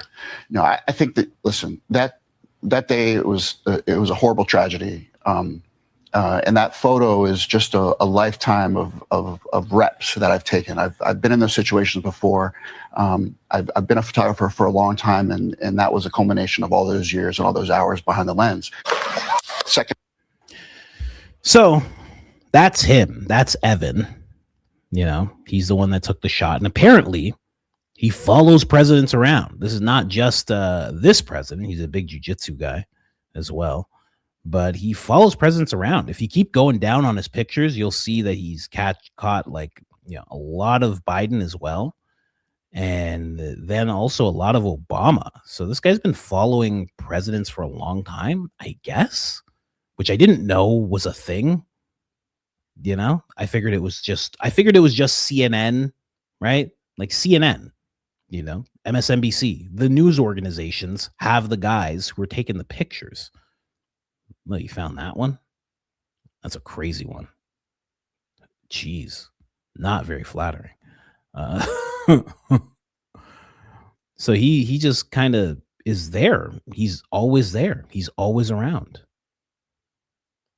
which is kind of sus in and of itself, if you look at it, because he's almost like a deep state guy, right? Like he has this heavy access. Look, that's heavy access to be there. How you get there? Like, look at that position. Where are you? This is from 2020. How are you in that position? They let you that. Why do they let you that close? As a groupie. Nah, he's not a groupie. A groupie gets strong armed the second he try to get on his knees in front of the president that low. What? They'd throw him out. Throw him in there, arrest him. Are you kidding me? Very weird.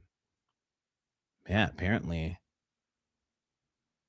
I'm trying to go back to see how far he actually goes with his. He's kind of like a deep state guy, but I only bring that up just to show. Someone says you're on to something, Mike Riley. You're on to something. Yeah, it's getting weird as I'm like looking deeper and deeper into the pictures. I'm like, oh, like I was telling you guys, oh, it goes back to like Obama, but I'm not seeing it. I'm just seeing him cover this president a lot. You know, even we've already scrolled past.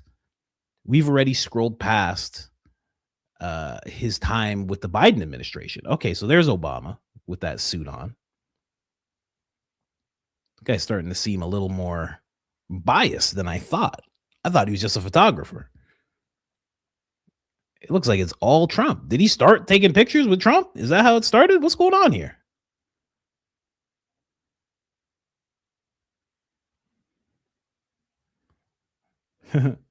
I saw this picture and right away, when jokes come to your head, man, it's the worst thing. You know, that's why you got to get on stage. Because the first thing that came to my mind is this is how Lindsey Graham says hello when he's at Raytheon. And you know what? I didn't have to say that out loud, but I did. I'm sorry. Let's just keep moving. Sorry, guys. It just came to my mind and I was just like, oh, I'm like, I think I have to go and say that. I'm sorry, guys. I do apologize. Yeah, this seems like a whole lot of only one president. Am I wrong? What year are we at here? We're at 2017. Never mind. This guy is a Trump guy.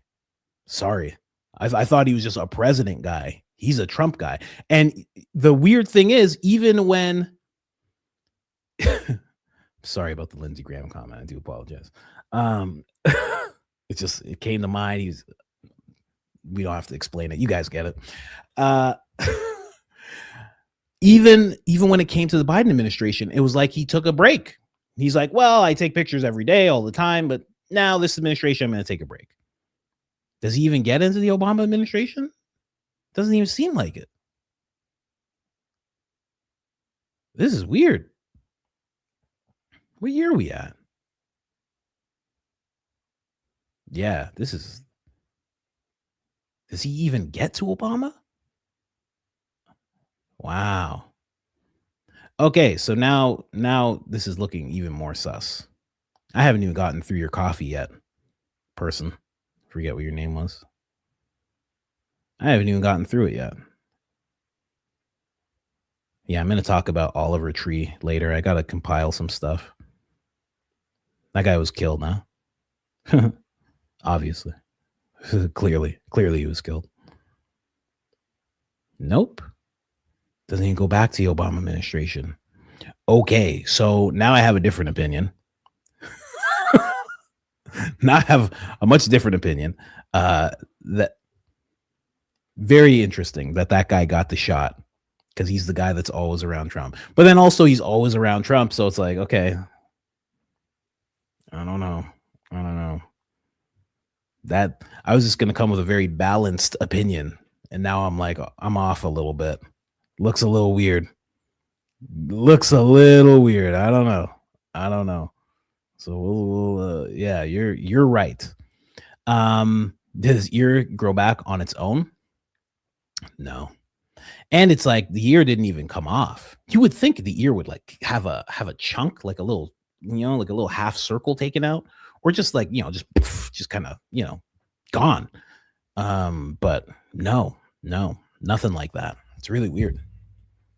He was like, he showed Rogan. He's like, yeah, you see, like there's a little thing here. And someone said clone ears grow back. No, they don't. No, they don't. They don't grow back. What are you talking about? Also, since there has been a nonstop parade of these attempts that just always seem to be a bit off, almost like a game to pull sympathy, gain leverage on their agendas, and direct attention. Anyways, I'm nobody and know nothing, LOL. Side note, I believe that Candace stated that Andrew K. was the other person with Charlie when Trump told, yes, you're right. Miriam A. discussion, yes, you are 100% right. So Charlie could have told Erika, or AK could have just said it as soon as he could. Snakes in the garden everywhere. Love your show. Thanks for the laughs. Thank you very much. Yeah, you just sent me on a little, you made me change my mind because of that. You just made me change my mind. Going through that photographer's pictures. He is the one that got it. It was a little weird. I will say this, photographers and cameramen, they are known to be a little, I'll just say nuts. I don't want to say dumb because it's like, it's nuts the way that they are. They could have somebody attacking them. They don't say anything. They just back up. Photographers, they see something, they run towards it because they want to get that shot. That is a thing that happens, but it was just so perfect. And then people talk about the flag getting like lowered. Like why did it get lowered? Whoever was manning the flag on that, I don't know if it was a cherry picker or what, whoever was manning that flag, how come you didn't run away? How come you didn't bolt? Right? Secret Service is not supposed to listen to the president at all. When he wanted to stop, they're supposed to just like put him in a headlock, get him in a choke, and just drag him off the stage. That's what they're supposed to do. They're just like, we don't care what you want to do. We don't care about your snapshots or anything. So that is what's supposed to happen, and it didn't. So it does seem off now, looking back. But I was exactly where Candace was. Candace talks about this, and she says, like, when it happened, everybody was just like, yeah, it happened. I was exactly where Candace was. I was like, look, it happened. Like, why would you think anything else? I'm telling you, I told you guys before, my mom called it. My mom's like, nah, this ketchup. She said, that wasn't real. I was like, what are you talking about? What are you talking about? She's like, it wasn't real. I don't know. Her and her husband, they're like, we think he faked it. I was like, how could somebody possibly? Like, what are you talking about? Well, can't doubt mom, Someone says squibs.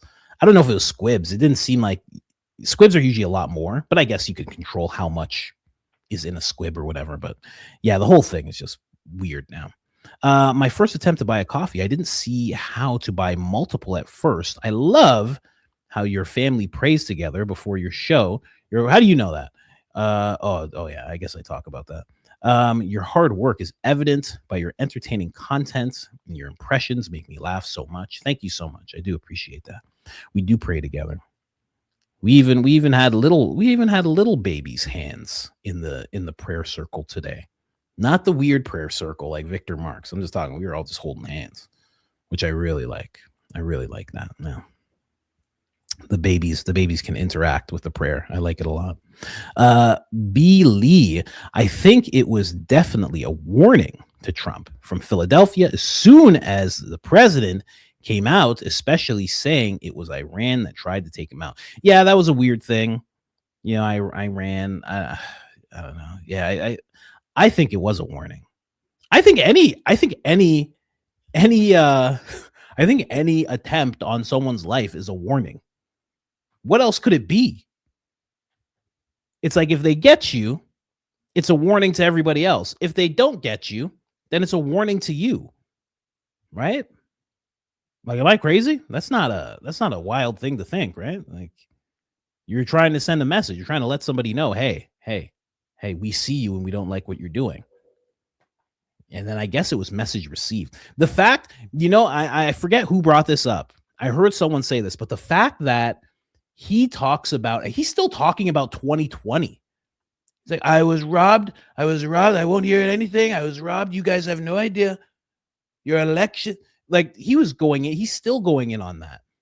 He loves to talk about things that are about him, that he's gone through and lived through and fought through and defeated. He loves that. So the fact that he doesn't talk about Butler at all, he doesn't mention that at all. He doesn't even go like, oh, well, I'm here with MSNBC. You guys going to try and do what the Thomas kid did? Huh? I know you guys would love to see that. He doesn't even do that. You would think he would bring stuff like that. You think he'd bring that up all the time. Doesn't bring it up at all. Butler allegedly, yeah, you didn't think it was real. They actually allowed a flock of reporters on the left of the stage, and a crane actually lowered the flag for the iconic picture. They allegedly used WWE trick nicking his ear with a razor to add dramatic effect. Seems crazy, but James Lee covers this very well. Undeniable. The flag was lowered. Yeah. The flag was definitely lowered. Why didn't they leave the flag alone? Yeah, I could definitely see that. The nicking the ear with the razor, that's just stupid. That's dumb. That doesn't even make sense. Squibs makes way more sense. It makes a ton more sense. Like, what are you talking about? You can't even, you'd have to, this. And listen, I know that the president has WWE experience, but the result that you see, because you can actually see his ear if you want to go look at it. People have some people have taken photos before and after and zoomed in and everything. The result that would come from you doing that to your ear in that situation would be way worse. Also, would have saw the razor. The way people have been zooming in on it and everything, would have saw the razor. Somebody would have saw the razor. By now, there's no way you got a razor like that. And maybe not. Maybe you go down, you drop it somewhere. Maybe you put it in your pocket. I don't know. But that doesn't. No, I don't think so. Squib makes way more sense. Way more sense. Like, what are we talking about here? You don't even like what? This is crazy. Because there's basically nothing that happened to his ear. If you look at his ear, it's basically nothing. You know? And James Lee, I was going to cover the story with James Lee. James Lee he was going after the golfer girl. I didn't even get to talk about it. I'll talk about it next time. We're already at 3 hours, so I don't have time to talk about it today. But the fact that I found it so funny that James Lee is going after this girl because she did an ad read for Meta glasses, and he's doing it on Meta's platform that he makes money on, talking about how crazy it is that she's making money with Meta. It was the weirdest thing I ever watched play out. I'm like, he makes money with Meta. So is she. What's the issue? And he's like, she got the call, boys. What? Deactivate your account. What are you talking about? Deactivate it ASAP. You can't be on Meta making money and then someone makes money with Meta and you're like, whoa, this is a little crazy. I can't believe this person's making money with Meta. Are you kidding me? Silly. Don't worry, I'll talk about it tomorrow. And it'll be more of that. I'm gonna get very sarcastic about it.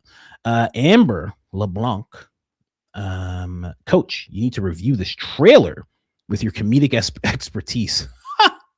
Look up the Widow Erika Kirk official lyrics music video. Our music media, our principal is featured, so pass it on to Baron. I need to do a deep dive, catch up, so I can catch you live more often in the mornings while I'm at work. Bless you and your family. P.S. If you're ever around Orlando, I have family in Orlando. I call dibs on babysitting so you can take Miss Coach on a nice date. We have 4 of our own who will absolutely swoon over 2 little ones. Much love from LeBlanc. What is this? Cruy? LeBlanc Cruy. I might take you up on that because my brother always says our aunt is crazy. He always says that. He's like, our aunt's nuts. Yeah. And our aunt's out there. My grandmother's buried out there.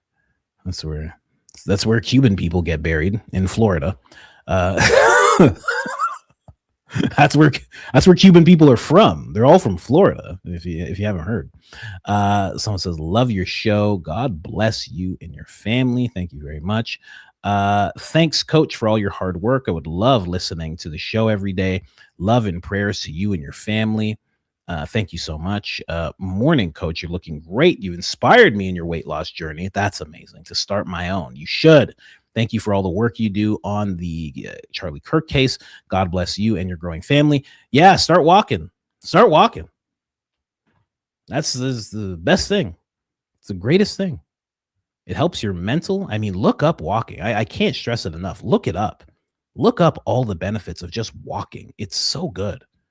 It's just good for everything. It's good for your mental clarity, your creativity, your well-being, your circadian rhythm. I mean, it's just the perfect thing to do, especially if you're like not experienced in strength training. It's the best thing to do.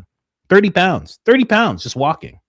I'm telling you, just walking and not eating as much and eating pasta on the weekends. Man, did I learn a lot about pasta on the weekend, right? I ate at one pasta place, right? I have like a refeed day. I ate one pasta and I was like, this is garbage. I'm not going to say where it was from, but it was garbage. And I was like, this is nonsense. And I ate at another place and it was great. And I felt fine. The other place made me feel disgusting. And one place made me feel fine. I had to start looking into it. It turns out one place actually uses their ingredients from Italy. And their flour comes from Italy. The other place doesn't. Their flour comes from North America. They don't even make their own pasta. This other place makes their own pasta. Then I got into flour. Then it took me to glyphosate. Then I started reading about glyphosate and how it's used everywhere. And I was like, oh my gosh, this is crazy. It's nuts what they do. Oh my gosh. I had no idea. What they do. I mean, look into it, guys. I mean, it's nuts. It's nuts. And then it mimics. If you have, they say that, I don't even know if I should be talking about this, but exposure to glyphosate mimics the way a gluten sensitivity would be mimicked. So a lot of people think they have a sensitivity to gluten, but then they go other places where it's not sprayed with glyphosate and they have no problem because it's a glyphosate. Oh my God, it's crazy. It's crazy. I was deep in this rabbit hole. I was like, where can I buy pasta that's directly from Italy? I'm like, this is all that needs to happen now. It was nuts. It was nuts. So I figured that out. So we'll see. I had no idea. And which makes it even worse that RFK is just like, yeah. See, somebody said RFK spent years suing them and Trump reversed the order. But here's the thing about him. He went on Joe Rogan's podcast. The last time RFK was on Joe Rogan's podcast, he's fighting for glyphosate. And Rogan's been reading about it for years because that's exactly where I've heard that term before. I didn't know about it. Rogan was talking about it. And he's like, oh, we have to have some of it and this and that. I was like, oh my gosh, this is crazy. This is crazy. That's why I don't even know I should be talking about it. They're strong enough to make RFK back down. So anyway, that's what I went deep into. No 666 energy around here. Thank you so much. Appreciate you. Love you, coach. Thank you so much. Fix that. Let's fix that number. Thank you so much. I got you, bro. No 666. Love knots. Thank you so much. Mama Bear Nix. Hoping this doesn't come across annoying, but that's how you pronounce it. Tayana. Really? That's how you pronounce. Okay, Tayana just did an interview on the Sean Johnson podcast. I've never heard of that podcast. If you're wanting to see what she's all about, Canadians are. This is a person you said should be a researcher. Okay, Canadians are desperate to find a voice to advocate for us. Starts at 1 hour 45 minutes 38 seconds. For them discussing a need for more voices. Warning: a couple of swears in that that section. But the interview in its entirety is worth a watch. I'm really trying to name drop her as often as I can, hoping she can be heard. Well, thank you so much for that. I have no idea who Sean Johnson is, though. I've never heard of that podcast. Or maybe I have, and I just don't realize it. Let me see here. Let me see if there's any I missed over the weekend. Yeah, this is a weekend one for sure. Hi, Coach. Just wanted to make a sandwich to go with the coffee. But hey, anyways, I've been thinking of something Candace said on her podcast a long time ago. She said Charlie asked her if she was sure about marrying George because he is white and how it would affect her brand. Did she really? I don't remember that. Oh man, someone try and find me that episode. I have no idea about that. Candace said she was marrying George because of love, not because of color or image. Just wondering if he married Erika because of her image. For sure. Beauty. She's like a beauty queen, right? Or a pageant queen. Perhaps talked into it, more likely, but she is nothing that he was telling people to go for. Yeah, isn't that the truth? Had he researched her a little bit, all in her immodest pictures would have come to light. Anyway, thank you for being a part of my day. Thank you so much. And you're correct.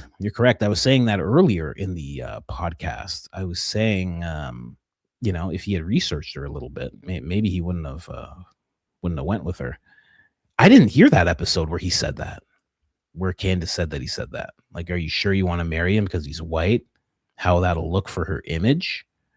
I don't know. That's crazy. If he said that, that's silly, right? Because the image that, they were trying to put together is that, conservatives come in all shapes and colors, and it's not just as blanketed as people once thought. That's what they were trying to put forward. That's why they were together. You know what I mean? So it's a little silly if he said that. But he would have been what, like 25? He would have been like what, 25? Something like that. Yeah. Someone said, "Oh, you're still alive." Of course. It's probably gonna be like 3.5 hours, honestly. Yeah. That's a silly thing to say. But anyway, someone tell me what episode that was. I don't remember saying that. Coach, thank you for the great laughs and insights. I was not prepared for Officer Tatum's explanation of how the HelloFresh ad, maybe the rest of the free world was taken aback. Too much information in that rant for his Christian listeners. A bit worried here. I bunker. Bearish Budner. Might motor down to the southern hemisphere and find the island I live on between Australia and Antarctica. Nice beaches. We'll keep an eye out for the couple. Yeah, they're just pirates now. That's it. Arr, arr, can I buy your island for Israel? Arr, arr.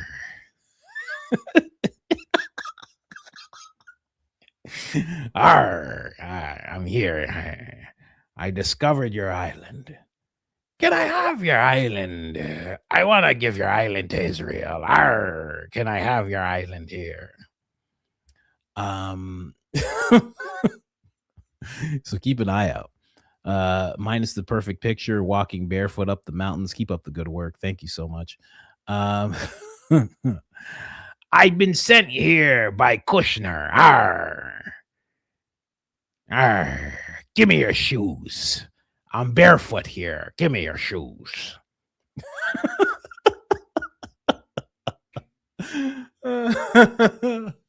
I just discovered this island. Give me that blue and white flag. We're going to plant our flag here. Arr, yeah. For BB. You know? I'm just kidding. That didn't happen. Someone bought 5 coffees. Thank you very much. I've been out this week with the family in Florida, so I'm a tad behind. That's no problem. Good for you. Good for you. Take time, Jamie. If this was a comment already made, then discard the Charlie appointing Erika video. I am conflicted in thinking that this was 100% a soft launch to see if the public would ingest it, or was this all a test to see where their next big plan goes? Mind you, this was so evil. This just goes to show how awful this company and the people surrounding it are. People truly love Charlie out in the general public, and to mock his death and desires in front of the people is just beyond sick.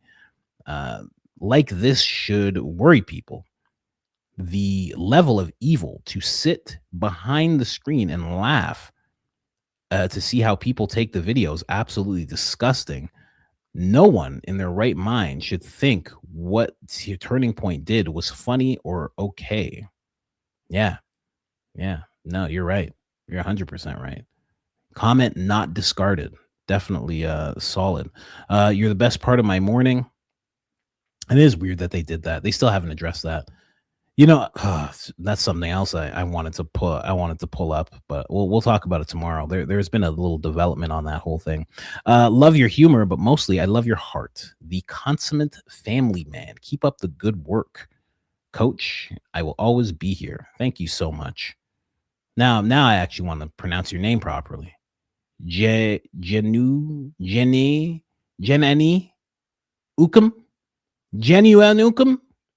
I think I got it right. I think I nailed that. Okay, I think we're done. We're done with the coffees. We haven't even gone over. Let's go to the super chats, guys. We gotta get in these super chats. I gotta get going. We are over time. I started late. What time is it? Yeah, I started late, and we're going late. Tara the Terror, tearing it up in the new members. Thank you so much.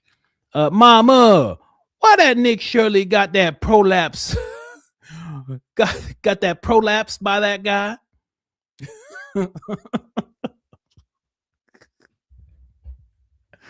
I wish I could find. I can't. Oh man, I don't know why I'm like this. I have no clue why I'm like this. I just am. I'm very sorry. I'm gonna find it. Wow, $70,000 a month, Officer Tatum. Woo. Here, let me get that off the screen. That's crazy. That's nuts. That's not even counting the ad reads. Let me just see here. I gotta find it. I have no choice. I'm just so sorry, guys. You know what I can't believe about this video, this HelloFresh video? You know what I absolutely can't believe? Is that it was 8 minutes. I was crying for like 20 minutes. It was 8 minutes, the video. I mean, put this guy on the road. How do you spell prolapsed? I never thought I'd say that to an audience before. How do you spell prolapse? How do you spell it? Pro. Let's just go pro. Find the word pro. Where is it at? Has to be in this. It has to be in here somewhere.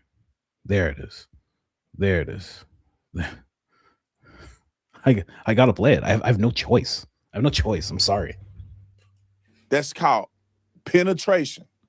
That means that they doing that and they miss and they booty hole falling out. What's it called when the booty fall out? Prolapse. Why don't Hello Fresh? Somebody asked him, do y'all have a prolapse diet?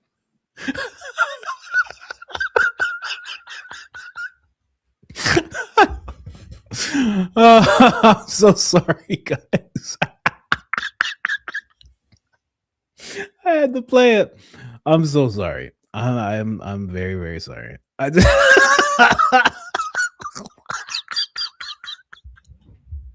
for anyone who hasn't seen that before. Oh, if you missed the live stream, somebody's like, what the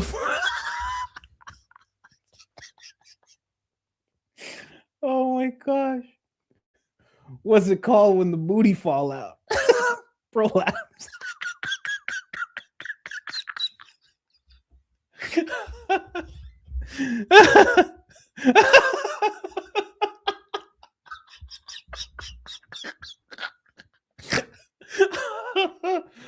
Oh my god. Oh my gosh. Anyway. I'm so sorry. Oh, I'm so sorry. He's hilarious. Say, talk about love. Talk about people being normal. You know what I mean? Not what they doing in the bedroom. It's almost like we have a straight Pride Month and let's talk about sex positions and you know, y'all know what I'm talking about. Running a 2-man, you know, or a 3-man. I don't know what some of y'all need Jesus. So y'all running a 2-man, 3-man. Oh my gosh. He is hilarious. Oh my gosh. Oh, best friend of the show, hands down. I don't care how many thumbnails you see Candace in. He is the best friend of the show, hands down. Hands down. Fredo's last episode at 21 minutes, 10 seconds. Charlie Kirk's parents proud of her. Proud of who? Fredo? Really? They're proud of her or proud of Erika? Oh, good. What can you do? I was off 1 week and has taken me almost 2 months to catch up on OC and CC. Only 4 more CC lives and 5 CO lives to go. Back to the previous live I go. I don't even have that type of show. You can catch up just for fun. Candace is like a Harry Potter book. That's what Candace's podcast is like. It's like a Harry Potter book. You can't read the first chapter of Harry Potter and then go all the way to the part where they're grown people walking around. You can't have them be like 8 years old or whatever they are when they start, and then go to the part where they're teenagers and stuff. With my show, you can jump around. Don't worry. We're just telling jokes here. Hey, coach, UFC 250 last night. One of the fighters, after he won, said to the world that Michelle Obama, I know what he said. He's wild too, that guy. Someone said he looked exactly like what an animator would make an American look like. That's what they said about him. But yeah, UFC 250 was very interesting. The whole thing. Joe Rogan was wearing a huge tie. Daniel Cormier said that Eric Trump contacted him about fights being rigged, then took it down, then said, are people really that dumb? Then put out a thing to kind of show that he was hacked, that he was currently being hacked, then took that down. I mean, the whole thing was just stupid. It was so stupid, so dumb. Wasn't that great of a card either. You don't have John Jones. You have UFC 250, and you don't have John Jones fight Alex. You don't have what? Are you don't have Conor McGregor? Are you crazy? Just silly. It was a silly card. It was all right. It wasn't bad. I expect a lot of hands behind your back as I catch up on episodes. Yeah, you'll see it for sure. Zombie sending love from the Ankly home. May I request a prayer for our talented friend Oliver Tree, left us too soon. Yeah. Prayers go out to him, his family. I don't know where he was in his faith, but yeah. They killed that dude. I'll talk about it on another episode, but Seems like it. Artists are worth more dead than alive a lot of times. You know? A lot of times. Atlantic Records. Is that the record label? I'll look into it. I think there's a lot of weirdness around that record label. I think a lot of weirdness around that record label. But yeah, that guy, I don't know. All I know is he was complaining about the record label. He said he made them tens of millions of dollars. He said they seemed to forget that. They were putting his music aside, like they were kind of shelving him, which means that they keep you, but they don't really put your music out there. They effectively suffocate your career. He was talking about that, wanting to get out of his deal. And then his helicopter falls out of the sky. It wasn't like, oh man. No. If you see it, it's like this. It just drops. I mean, it just makes no sense. It was crazy. And when I say they, I don't mean the record label. I just mean the mysterious they. Who knows? Really weird. Really, really weird. And for those of you that think you don't know him, you probably do. You probably do. You ever hear that song? It goes on and on and on and on and on and on and on and on. It's like a song that was like echoing through radio stations. It's just wild. Miriam with wrinkles became a member. Oh, wow. Thank you, Miriam. Charlie said it himself. He was a virgin. People are so silly. So silly. He said he was a virgin publicly. He saved it for his wedding night. Women would lie about that. Women would lie about that, not men. He said it to a panel of girls. Oh, okay. OF girls. I'll be the one. I think he was lying. How about that? I don't care if he said it publicly. I know guys that are married, and they didn't say they were virgins when they met their now wives, but they didn't tell them that they had 100 notches on the belt. Are you kidding me? They didn't tell their wives they were knocking them down like bowling pins. They didn't tell them that. Come on, jeez. Men are the more honest species, I guess. I don't know. Depends which ones you meet. I think any guy that's politics adjacent or has to keep up appearances in the Christian conservative world, I think he might say something like that, especially when he's in front of a bunch of OF chicks. I don't think he's going to say, I was like you. I was knocking him down. I was knocking him down and knocking him around. Look at me. I'm 6'5". What do you think's going on here? I don't think he's going to say that. I don't think he's going to say that. Just like Benny Johnson. Benny Johnson's like, hey, you think Benny Johnson's going to come out and be like, I've been to a few glory holes in my time. I don't think Benny Johnson's going to say that, guys. Not that he has, I don't think he has. People say he has. They say he's, Lindsey Graham also told you that he really likes women. You believe that? He's a guy. He said it.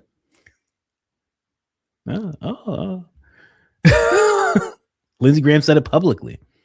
Lindsey Graham's like, I just can't have a wife because I just can't decide between which ones that I want. Oh, you believe that? Have fun. If you believe that, I have a data center to sell you. You probably believe the Jonas Brothers were too. You see what I mean? You believe the Jonas Brothers said that too. They were like, we're saving it for marriage. We are, all of us, yes, saving it for marriage. We're Disney kids. Never seen the Nickelodeon documentary. Erika is like a Ruski sleeper agent from the 80s.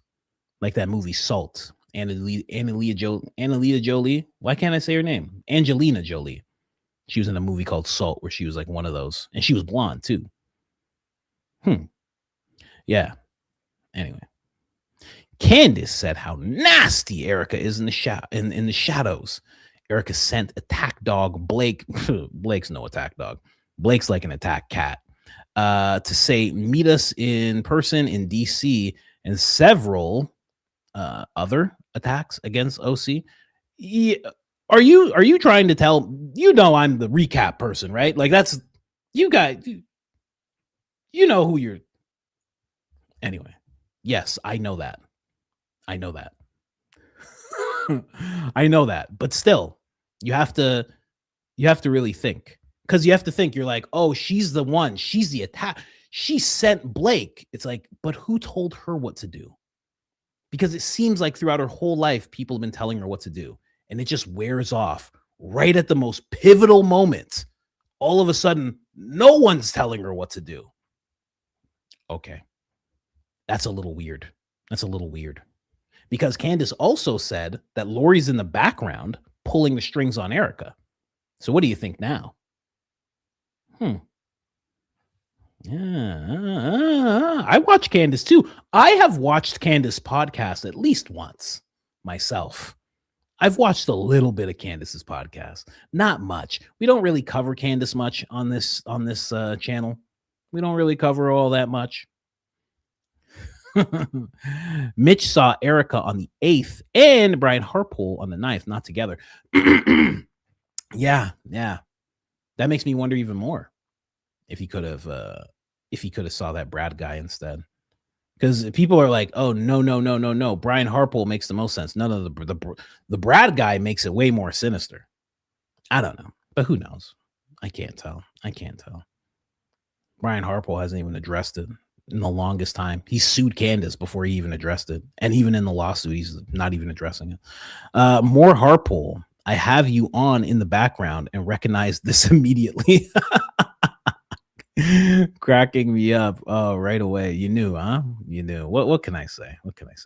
Moon Mama. I've done more Brian Harpole impressions than he has him talking on the internet, period. So I'm now overtaking him, Moon Mama, 2 weeks before Butler event, OC said that Charlie Kirk told her that him and AK were with the Prez, and he told them he would take Miriam's cash and screw her over.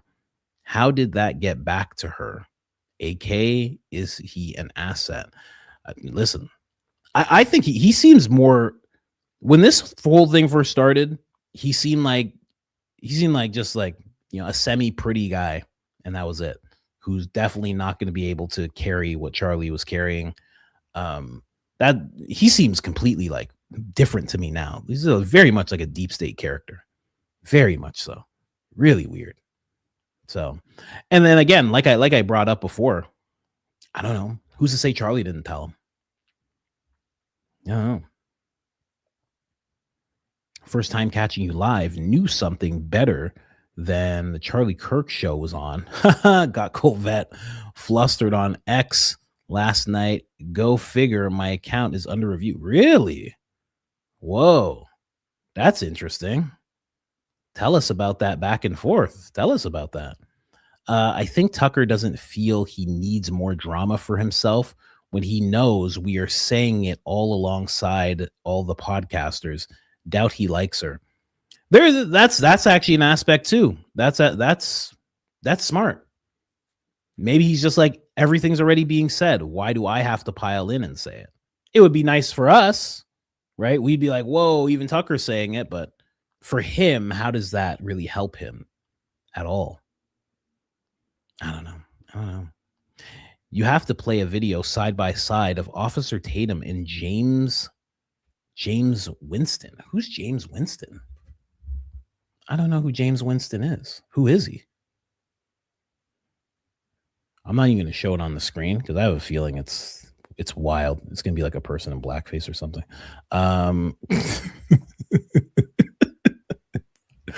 I just know it. Oh, American football player. Oh gosh, I get your drift already. I get your drift. I get what you're saying. Let me see here.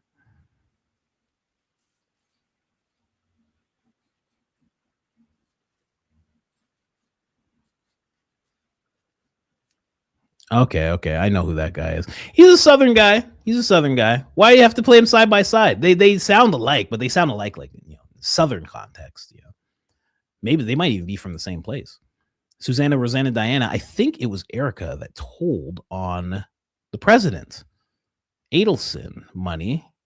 Everybody knows she wasn't getting out of that marriage unless somebody passed away. Possibly. Well, that's the thing. Check out my coffee. I hope I did. You're saying check out my coffee. I hope I actually did. I tried to go through them all. When it comes to, like who's to say that Charlie, like I said, who's to say that Charlie didn't tell Erika and then Erika told, Oliver Tree had Blink 182. Please don't let me down. It was all right, but that was suspect. Same as Travis Barker's plane. I was there and lived there. The thing about Travis Barker's plane that people don't talk about is they always talk about Travis Barker because he was I don't even know if he was the bigger name, but DJ AM was on that flight. DJ AM was an incredible DJ. A really, really good person in the industry, the way that people would talk about him. Great sets as a DJ, great old school mix of set. Like he was really, really good. And he passed away on that crash. Travis got engulfed in flames, and I think he got burns to something like 70% of his body or something, maybe 90. But DJ AM actually passed away in that flight. A lot of people don't talk about DJ AM. But he's astounding DJ, astounding. So I don't know. I don't know if that was a warning or I don't know. But I remember hearing that in the Travis did sit down with Joe Rogan. He sat down with Joe Rogan. He talked about the whole thing. But I just remember watching a documentary about DJ AM because I really like him as a DJ. I think he's great. But someone says, happy birthday to Sydney B. They did a show in 5 points. 5 points. DJ didn't pass on that. He died from addiction. What are you talking about? No. Didn't DJ AM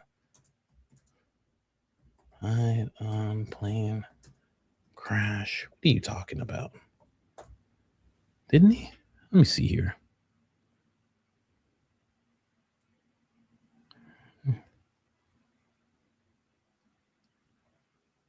What do you have control? We have control of the search engine. The first thing that comes up, it just says DJ AM did not die on a plane crash. This has the same thing you said. What are you, some kind of agent? He survived the incident, died 11 months later from addiction. Oh, accidental. Sorry, it didn't say addiction. It just said accidental. Okay, I didn't realize that. Adam Goldstein, Travis Barker. That's great. Oh, they were the only two survivors. Jeez. I did not realize that. Goldstein found passed away in New York apartment. 2009, medical examiners ruled his passing accident caused by acute intoxication from a combination of white stuff and prescribed things. Wow, that's crazy. Oh, maybe that's what it was. People said that he relapsed because of the crash itself. Interesting. I don't know. That's crazy. Because I guess he went through like a lot and it just messed with him. I don't know. I caved.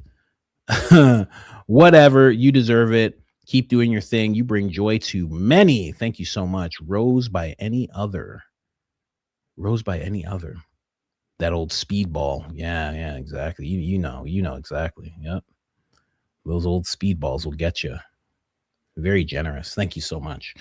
But I got to get out of here, guys. I got to get out of here right now. We got to get going. Got some stuff to do. Judging by how the kid was screaming, kid's probably napping, Someone's trying to lose weight. My wife says that Colin is trying to lose weight. I never hear her say my name like that. Colin is trying to lose weight, but we'll take it. Thank you. That's amazing. Yeah, we are. Well, I am losing weight very rapidly. I'm going for 30 a month. 30 a month. That's what I'm going for. 30 pounds a month. I know it's hard to do, but I'm going to push for it. Let's see what happens. We'll see what happens. Hopefully I can do it. If not, it's fine. If it's 80 in 3 months, that's pretty cool too.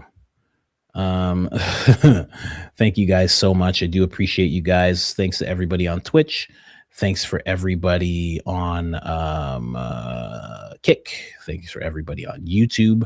Appreciate you guys so much. I'm out of here. Candace should be back today. Baron, someone said DJ AM died. Yeah, he died. Baron talked about his friend passing away. Definitely send your prayers and well wishes to Baron. He's going through it. You know, I was also unprepared. I wasn't unprepared today. I'm not doing Ozempic. What are you, high? Why would I do that? You just walk and don't eat. That's it. That's what my mom said to me. When I was overweight when I was a kid, my mom's like, maybe you should eat less. She'd probably eat less and you'd probably not weigh as much. And then later on in life, I was like, hey, that actually, that works. And that would work for most people. I know it's a tough advice, but it's tough advice, but it actually works. But yeah, he is mourning his friend. So definitely send your well wishes there, send your prayers there, hit up his videos, his comment sections, and let him feel love. Let him feel love, because people need it in those times. You know, they really, really need it in those times. Anyways, guys, I'm going to get out of here, and I hope to see you guys again tomorrow, where we will talk about the UFC thing, and I'll try and talk about Oliver Tree. I'll try and see what I can find, but yeah, I'll talk. We'll talk about stuff. We'll talk about a bunch of stuff. Anyways, I'm out of here.